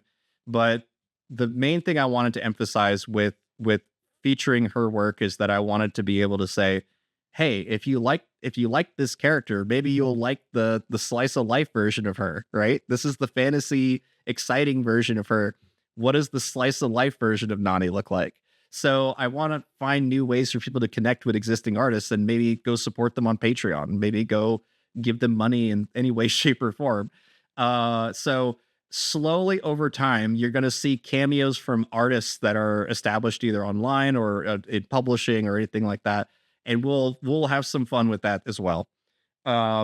Everything done with communication with the artist, that kind of thing. I'm not going to include a cameo from someone that doesn't want to be in the comic. That simple. But yeah, I'm excited for this, guys. I want to dig into more, but I feel like I'm going to get into spoiler territory if I start to go on and on and on about it. But next week we'll have 8 pages released. The week after that, so not this Friday, but the next Friday, we'll have all the character codes for you guys so that you guys can start messing with Gnome, Vic, and Nani as fully developed AI persona characters. That means the characters are fully represented from all angles, and also completely hand-drawn. So if I can show the sheet for that. I'm not going to share the sheet today, but I can show what that looks like, just to give you guys an idea of the amount of workload that it takes to really, because you could do this the way we have been, where it's all just generated character sheets, generated turnarounds, all that sort of stuff. But the how clean the expressions are, how clean the style consistency is thanks to the work that I've done with the artists who are collaborating with us. And you'll notice that I'm using artists anonymously, right? Because I have a lot of contributors, a lot of people that come in and want to do stuff, but they also have names, they have reputations and stuff that they don't necessarily want to get into the weeds of AI, and confuse their audiences or anything like that. So everything is going to kind of just be nameless right now. And then if this blows up, if it gets popular, I really want it to get big. I want to use it as a vessel to promote artists, particularly to promote Patreons and to promote character sheets that are supporting artists directly. So let me grab Gnomes here really quick. Where is hers? Just a moment. I did show a little bit of Nani during the Bay Ray interview. There's a little bit of Nani that I featured very, very briefly of her climbing down a cliff edge. That was mostly just because I wanted to have more content to show for Bay, but also because like, we were really experimenting with scaling, trying to get characters that are short and tall to be with each other. And the main thing for me was to use negative space in the character reference. So let me grab her sheet really quick here. Where is no?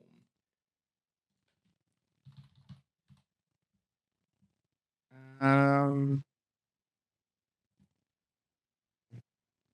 why am I not able to find this? Oh, I'm having a great day of just staring at folders that I know that I organized ahead of time, and then now I'm blanking on where they're at.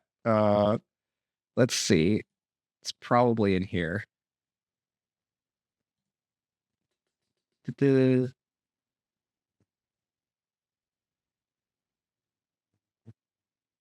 Yeah, in wow. I'm sorry, guys. I should have had this prepped up much better before this, but it's okay. It's okay. The key thing is that the kind of results that we get out of it, of the sheets that we'll be sharing next week are like this. I'll share one of the stills from the comic that we'll be releasing next week, just to kind of give you guys an idea of how clean the line art is for this. The gnome that, like, because of the hand drawn like art aesthetic, um let me just open this up here for you guys. Not this one. There you go. Because it's all based off of this very clean line art, we get a certain consistency that I'm just so excited to see. Uh it's I'm just so stoked for that. Um and you could see just that we got beautiful over the shoulder of her. That just it's I mean, this may look really simple to you guys, but it blows my mind just how clean it would. This is a generated image. Like, that's what's nuts to me, is that we're consistently getting this level of quality. Um, let me look for one little thing here really quick. And also let me get a breather in really quick because I realize my throat's getting a little hoarse here. So, Kinky, do you mind linking the Discord one more time? I would love to. Get some folks playing with Phantasma here.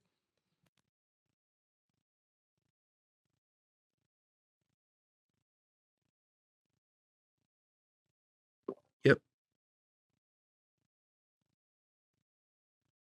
Yes.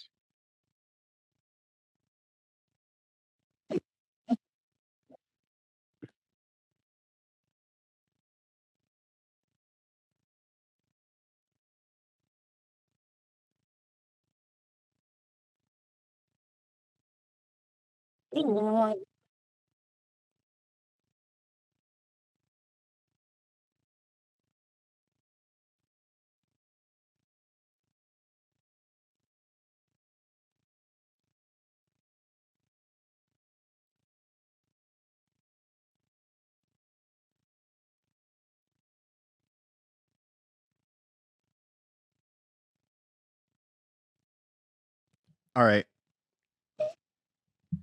I will accidentally share with you guys another image from the comic that is not released yet. But okay, yeah, there you go. You get Naughty opening a bottle with a knife. Again, fully generated result.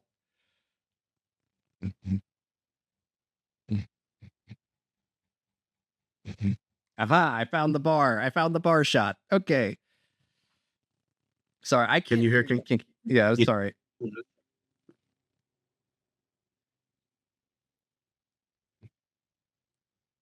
No, thank you so much for looking at that.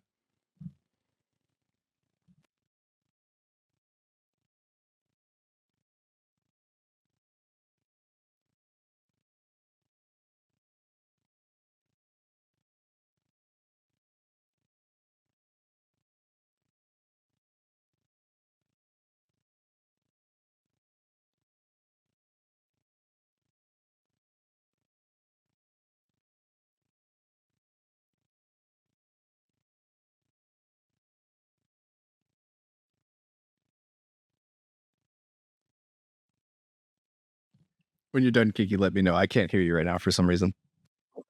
She's not open right now. Oh, okay. Okay. Appreciate it. Sorry about that, guys. Okay. So I shared this earlier. This is going to be the last thing that I'm going to share with you guys, is just to show you the kind of depth of the workload here. So we have the storyboard that I showed earlier. Okay. And it includes basically a composition of Vic, Gnome, and Nani sitting at the bar. Okay. This is the storyboard. This is the generated image. Just to do a side by side again, storyboard, generated image. And this is before I added the chair and stuff in there. That's why I'm having trouble finding the exact composition that I had before. This is there's supposed to be a chair underneath her butt, underneath Gnome's butt here. But at least I wanted to show you guys what that looks like what it looks like to convert hand-drawn storyboards to these generated images here. And you notice that we're keeping consistency of 3 different characters. I mean, that's nuts. So we'll be getting into all that when we start releasing panels and stuff, or start releasing pages. But what did you do here? You guys should just hug it out. I mean, I am really sorry. Oh, okay, I guess. And then hug. But I really hate it when you two are teaming up. I feel better now. Yes. Yes. This is great. This is really cute. Thank you for making that, Rhapsody. That's awesome. Heart and laugh. Yeah. No, this is really cute. Beach episode. Cool. Street Sharks. I'm just going to catch up with what you guys have been up to. Give them money. Yes, give them all the money. What is this the Phantasma? No. Oh, you're using the still. Nice. You can see that it creates this kind of like Les Miserables like kind of look on this one. That's really cool. I haven't really tried style referencing any of the finished images yet. Yes. I love this aesthetic, guys. I love that it's kind of fully flushing that out for us. So that's really cool. Yes, and it's still making the void face on Ancient there. Very cool. Okay. All right. We've gone through that stuff here. Showed you guys some in production stills that I'm very, very excited about to see us actually showing you guys full-fledged comics here soon. The 8 pages features the magic mechanisms, like basically the rule sets for the magic in the world. So you guys will know what magic exists, what magic is established, and what's left to discover. Basically, it's super important to kind of establish the world building side of it very early, to establish a hard rule set for people, like just to make it so that there's a canon to follow in that regard. And all that gets established with the 8 pages we'll be showing next week. So, okay. I've talked a lot about Phantasma. I've talked a lot about Street Sharks and Sage at the Beach and everything else from you guys. I'm just stoked to see what you guys end up doing with this, especially with these stills here. So what I'm gonna do is inside of my server, let's come into here, and I'm gonna also make the blue sci-fi room as well for you guys. So we'll go to Movie Machine really quick.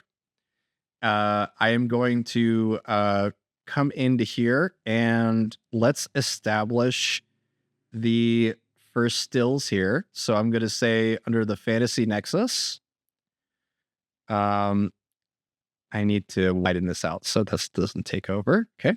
So let me show you guys what the process is like for submitting something to the series. Okay. On the top, you're going to see that there is a way to submit a post here. I know it's a little cut off here, actually. Let me see if I can zoom out. Okay. So what we're going to do is we're going to say official stills of shorts that let's do Phantasma graphic novel. And then I'm going to make a new post for that. But we need to make sure that we attach a couple of tags to it. So I'm going to set this as lore, behind the scenes, and character, just because we do feature mostly characters in this. Okay. And then I'm gonna hit create new post. And there's like guidelines and things that recommends about what like how to post things and whatnot. But inside of here, I'm actually going to include all the production stills that we went through today. Let's see here. And thank you guys so much for bearing with me when I was having some technical issues earlier. I'm going to grab this promo. There we go. Okay. I'm just going to grab the first 5 images here, and I'm just going to drag and drop them into place. It doesn't, keep in mind, the first image on your order is going to probably be whatever shows up on the listing here. So this is fine. This is fine. Let's do 8 pages dropping next week. Excited to share more soon. And I'm just going to submit that. Oops, it looks like I got rid of the tags. So let me character, lore, and behind the scenes, and then I'll post this. And now it will be available for everyone to use. And you can see that it pops up here. It populates on the as a forum post, so that you guys can now come into here and share all those style references and things that you guys are remixing off of that inside of this forum, right? So if like this result that you guys made earlier, I'll just grab that really quick here. Go to Midjourney server. I'm loving how some of these are coming out. So let's grab a couple of them. Like this one here. I like this one, but I'm gonna grab, where's the one that got to this one here? This is the one I really liked. Okay. So we can grab this here from I Troll For You. Hit copy message link, right? Because this is how you can easily jump back to it. This is going to be on Midjourney server hopping to my server, but it'll work. We're going to now paste that link and then include the image as well. So copy and then paste that into there. We're going to say this is fan art by I Troll For You. And just submit that. The idea being is that we just keep adding and adding and adding things to this until we, until we get a nice, big pile of content to sort through, because the artists use that as inspo for the story, but also will use your codes too, right? So like for Kravis, for example, we used his codes to be able to build him in the background for a couple shots, whenever we do the interaction with his character, we will just refer back to his codes. So there's a couple other characters that are featured from you guys too. I'm not going to give you spoilers on who else, but Felix is the only one that gets one today. But in terms of everyone else, though, get excited, because I plan to have, at least for every issue, I plan to have at least 3 cameos from you guys, because there's just so many characters from you guys. Like if we go to the Chaos portal, which is where everyone's submitting their characters, the number of characters that are in here is ridiculous. Like it's enormous, and not all of them are fantasy. Like some of them are slice of life, like Rodney here, from Legal Beagle, and he did it right. He had all the codes good to go, so you could just copy these codes and then just prompt for them. Right, very, very easy to just quickly start editing and adapting other people's characters. Just the only thing I ask is this: if you do use someone's character, please link the results inside of the forum post here, because the creators want to see what you do with them, right? So like when it comes to let me actually pull up one of them here. Like here is shoot, it's kind of breaking on me really quick here. Sorry guys. there is a couple characters that have now comics for themselves that you guys have been building. And I'm trying to find that cute little there he is. Okay. Like Slade, for example. Well, I think he goes by Ernesto now. But the creator for Ernesto, Barbazon, has made awesome, awesome comics for this little bugger of a guy.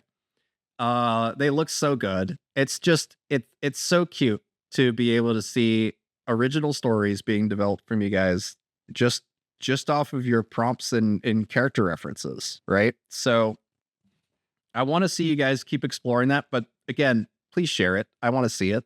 The only way that you can do that is really with the forums and stuff. If and I'm just gonna give this warning now, or just this statement now. If you send me a PM, I probably won't read it. It's I get too many of them. If you want to interact with me in the series or anything else, do it on my server. That'll be the only way to do it, really. Okay. If there's any questions or anything that you guys want to add, feel free to type inside of VC text and we will check it out together. I got about another 20 minutes here and we will we'll figure this out. Let's see here. Okay. Yeah, we're just yeah. I will. Okay. All right. Let's see. What did Kinky Link be here? All right. Did you build characters within MJ for these and then added the storyboard images for the scene? Okay. All right. So let me explain that really quick. So the way that we did this was essentially to try to tackle this in 3 different approaches. And I'll get into this quite deeply when we do the actual character reviews and stuff like that on the next stream. But when it comes to Gnome was developed as a generated character originally. What we did was we were like, okay, we have Fran's art, which is Fran from the Tiff and Eve series displays herself as a small gnome character with a green tunic. So I ran her I ran her OC, her hand-drawn OC as a image prompt. And this is before character referencing came out, okay? This was during the holiday stream. Let me grab that really quick for you guys, just so you guys can see it. Yeah, here we go. So when we did the holiday stream, we made Gnome here as a basically like a minimalist approach, like very, very anime minimalist, kind of controlling Mid-Journey results by just giving us basically a green cone with a little bent tip at the end in order to represent the character. And she had a lot of diversity in the results, but it was always just a cute little gnome girl running around. Like it was always, and the reason why the results were always cute and running and stuff is because that's what's in the prompt. That's what's in the images here.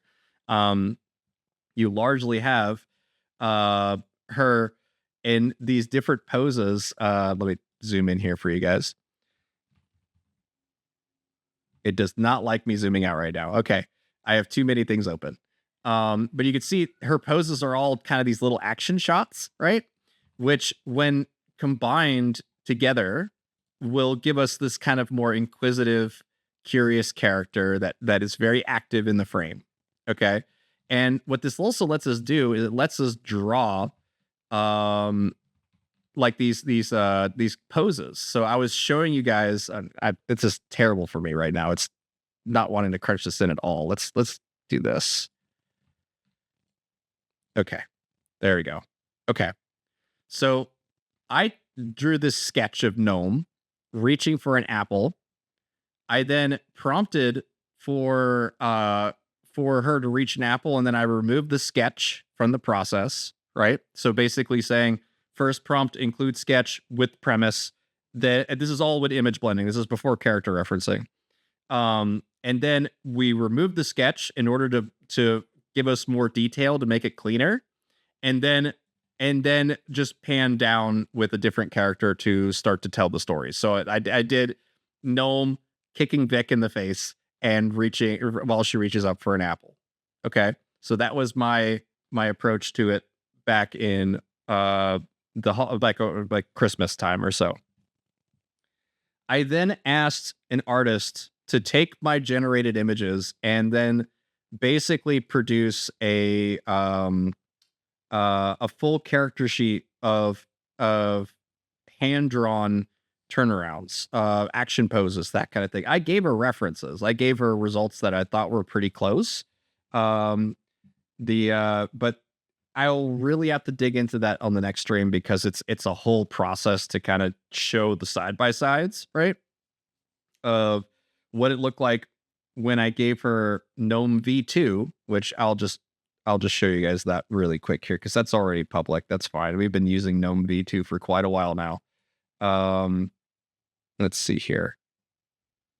The results from Gnome V2 are basically like a lot more expressive. We were getting a lot more, what I was hoping to be an actress, right? Someone that I can direct and tell, all right, I want you excited. I want you happy. I want you cowering in fear because there is a giant toad in front of you.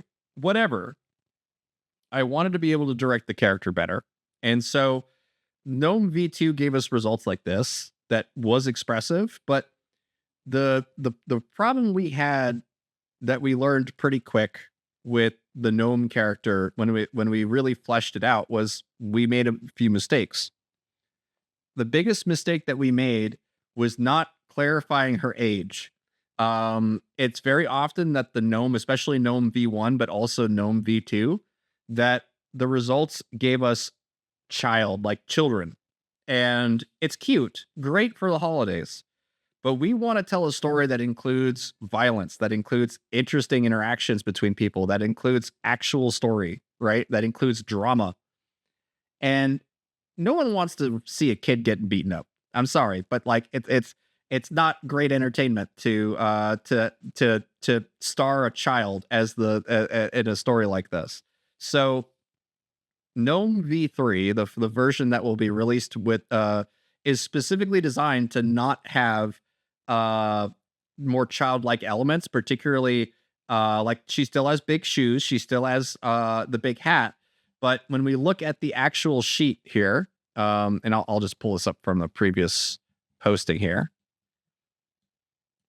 When we actually look at Gnome's character design here, she is specifically made in a way that evokes a more just she's really tiny, like she's short, she's not a child. And so we avoided certain things that would produce very childlike results from it really just comes down to the what is it, the reference images. If the reference images made too childish of a result, we got rid of it and we just moved on to the next drawing. And then we eventually built up enough of a list that we were able to go, oh wow, okay, this is actually working. This is actually it's fleshing itself out now.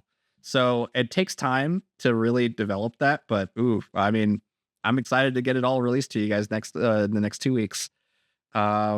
So let's see. We got a couple more questions here. Oops. All right. Thanks for showing that. Let's see. I'd like to get more involved in your server, so it's nice to have a walkthrough. Awesome. Thank you so much. I do want people to kind of get what we got going on there. It's not always obvious, right? So it's just really fun to have you guys hopping in and doing that. Kazi, what did you do to get all the links you showed? So cool. Okay. All right. Let me show you that then. We'll do a quick little /prefer demo here. We have /prefer. Oops. And this will let you be able to set a basically like a shorthand for a bunch of links, right? So I have a bunch of characters saved inside of my mid. I use it for saving characters. You can use it for a lot of things, okay? But for today, it's mostly just are we able to shorthand certain characters? So I have a bunch of different characters saved here, but if say we wanted to come into here and save like the Nard, for example, like we have, you could see, who is this? Lordemort is making some Nards right now from the fantasy series, and they have the 2 links. It is 2 links that make up the Nards, and the reason why there's 2 of them is because it helps to complement. And I'll get into all this on the next stream because this is a big reason why all this stuff works as well as it does, is the fact that we have a generated image paired with the hand-drawn character sheet. The generated image complements stylistically, like in terms of the character art. But the reason why it's important to pair those 2 is because Midjourney actually better understands this image than it will understand the drawn image. So when we start to build these, like, basically a proven character, the only way we can improve it is by pairing it with a generated image that forces Midjourney to follow those rules that you've established. There are certain aspects of this hand-drawn character sheet that won't be fully understood by Midjourney. Like, for example, the dark hued shade, that's actually just for color referencing for the artist, so that we can go, okay, this is what the Nards look like at night. This is what the Nards look like in the morning. This is what the Nards look like in the middle of the day. That's all for the artist, but we can use these same sheets combined with a generated version of that character to get really, really great consistency and results out of this. So when it comes to saving a character, once you know that your character links work well for your intent, just write Nard or whatever the name of your character is. And then, and you can see I already saved it, but it's fine. We're going to hit value, and then we're going to copy our links and then paste that into here and then hit enter. Now, whenever I write --Nard, it's going to replace it with those links. And I'll just do DG6 so it's anime. Ta-da! Boom. Now it's those 2 links. Pretty awesome. All right, so Lordemort says this is off topic sort of thing, but is Niji 5 or V5.2 style tuner still useful for characters, etc., or do CREF and SREF make them obsolete? I don't think it makes it obsolete. It's very hard for me to go back on versions when it comes to Midjourney. I go back on versions when I want to do specific in-painting results. Like if I want to in-paint a character turnaround and I'm getting really, really frustrated with some of the poses not coming out how I expect them to, V5 kind of does a better job at that. But it is one of those things where just by what is it? Just through experience, just through usage, you'll find that there's like some useful parts of the style referencing than you had before. We didn't even get into the personalization at all today. That's my fault. I'm sorry. But I know that that's where a lot of people are really excited about it. But the reason I didn't really focus on it a ton is because I really wanted to make sure I gave you guys something for the fantasy series before I left, because I didn't want you guys to be like, oh, there's a bunch of, we had 8 pages all of a sudden. We had never talked about this. That's why I wanted to make sure it was a good chunk of today's stream. But when it comes to personalization, you'll be able to do some pretty rad stuff when it comes to fulfilling your own intent based on the images you reviewed.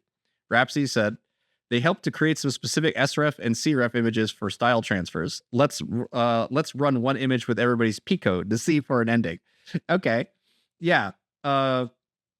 Yeah, I mean, you're welcome. You're welcome. I mean, like, I can literally type mine. The thing about mine, and one of the reasons I knew that I probably wasn't going to be touching much on it today is because I know that mine creates an incredibly minimalist result, because I knew that if I hit the skip button a lot when ranking images and don't rank a ton of images, that it would be very, very strong lean on the results. So with my personality code, it makes some really clean line art. So I'll run mine for you guys. Some of you guys have already been running mine. I've noticed, I've recognized it. It will make very stark, very clean, very simple. Like basically the subject matter doesn't completely dominate. It'll make stuff like this. Look at that. Amazing. amazing that I don't really have to type much of anything at all, and I get something that makes me happy. That makes me like, I love this. Um, and it's always kind of leans fantasy. Like a lot of the results lean fantasy, and I'm sure that has nothing to do with it's pure placebo because I did all the rankings in like 20 minutes. So, but you guys are more than welcome to mess around with that code. There is a lot, and Chaos is combining his code and my code. So yeah, it'll be fun to see what you guys do with it. But who made a Nintendo DS? That's a that's a generated image. Wow, it is. Very close. Excuse me. Ooh. Alrighty. You guys doing the holding clock. Pointing a gun at you. Pointing a gun at you. I don't know if you guys can hear me yet. I can hear you. Oh, good. All right. Do you want to do the closing messages, or I know you did that earlier, but or just sorry, you linked this the earlier about prompt battles, but did you want to do one? I'm good. I just so everybody knows, we have prompt battles this weekend, like we have every weekend, but it's gonna be super fun. So I hope you all come through. And thanks so much for having me having me help out and do whatever it is that I do here. No, thank you so much, Kinky. You shouldn't be thanking me. I gotta do it more often. It's honestly like it's so much better with you guys here. It really is so much better. Oh. I admit, like, one of the reasons you don't see me streaming on Twitch is not just because like I'm kind of like in my head a lot. Like I admit that I'm sometimes like unable to kind of break away from my own like focus or whatever. But the real reason is that you guys aren't there. Like it's like it's really hard for me to get that like that motivation without having like the co-host part. The co-host part helps so much, even if it's just being like, okay, give me a couple minutes to figure something out to talk about. But it's Oh yeah. I don't know how I would do it if I didn't have Gallifrey to help me out on prompt battles, because she definitely helps fill the space. Yeah, for sure. It's it makes a big difference. But I guess I'll close this out by saying that we have an after party that we do for this stream at the Movie Machine Discord. You're welcome to join my Discord and chat with me, Rhapsody, and anyone else from from the team and whatnot. We're excited to have you to hear what projects you guys are doing and to catch up with you guys personally. Basically, just you get to talk to us directly. And yeah, that'll be a fun place to kind of catch up on some stuff. I'm sure that there'll be a couple of Phantasma stuff that we'll talk about when we're in there, but my dogs are demanding to go pee, so like I'm going to probably cut the stream here and then say that you guys are welcome to come to the after party on there. But thank you guys so much for joining the stream today. And if there's anything else at all when it comes to the projects you guys are doing, anything like that, feel free to message me on the server, and we'll all work with you on it together. It's a lot better way to make things with this collaborative method. So, awesome. All right, guys. I hope you all have a great weekend if I don't see you, but I hope I do see you. Awesome. Thank you so much, Kinky and AC, for joining. And you guys have a wonderful, wonderful rest of your weekend. It just started for everybody, so I hope it's good. And thank you so much to Zero, Kazi, I Troll for You, Enid Pick said, really smart. Wow, there's a big list of contributors today. I just all you guys, thank you guys so much. Lizzie and Rhapsody, of course. Yeah, you guys are awesome. I Noten, yeah, you guys really knocked it out of the park with some of your prompts today. I'm excited to see what we can do moving forward. So thank you so much for joining, and hope to see you not next week, but the week after that. Okay. Thank you guys. See ya. Bye-bye. Bye. Turn.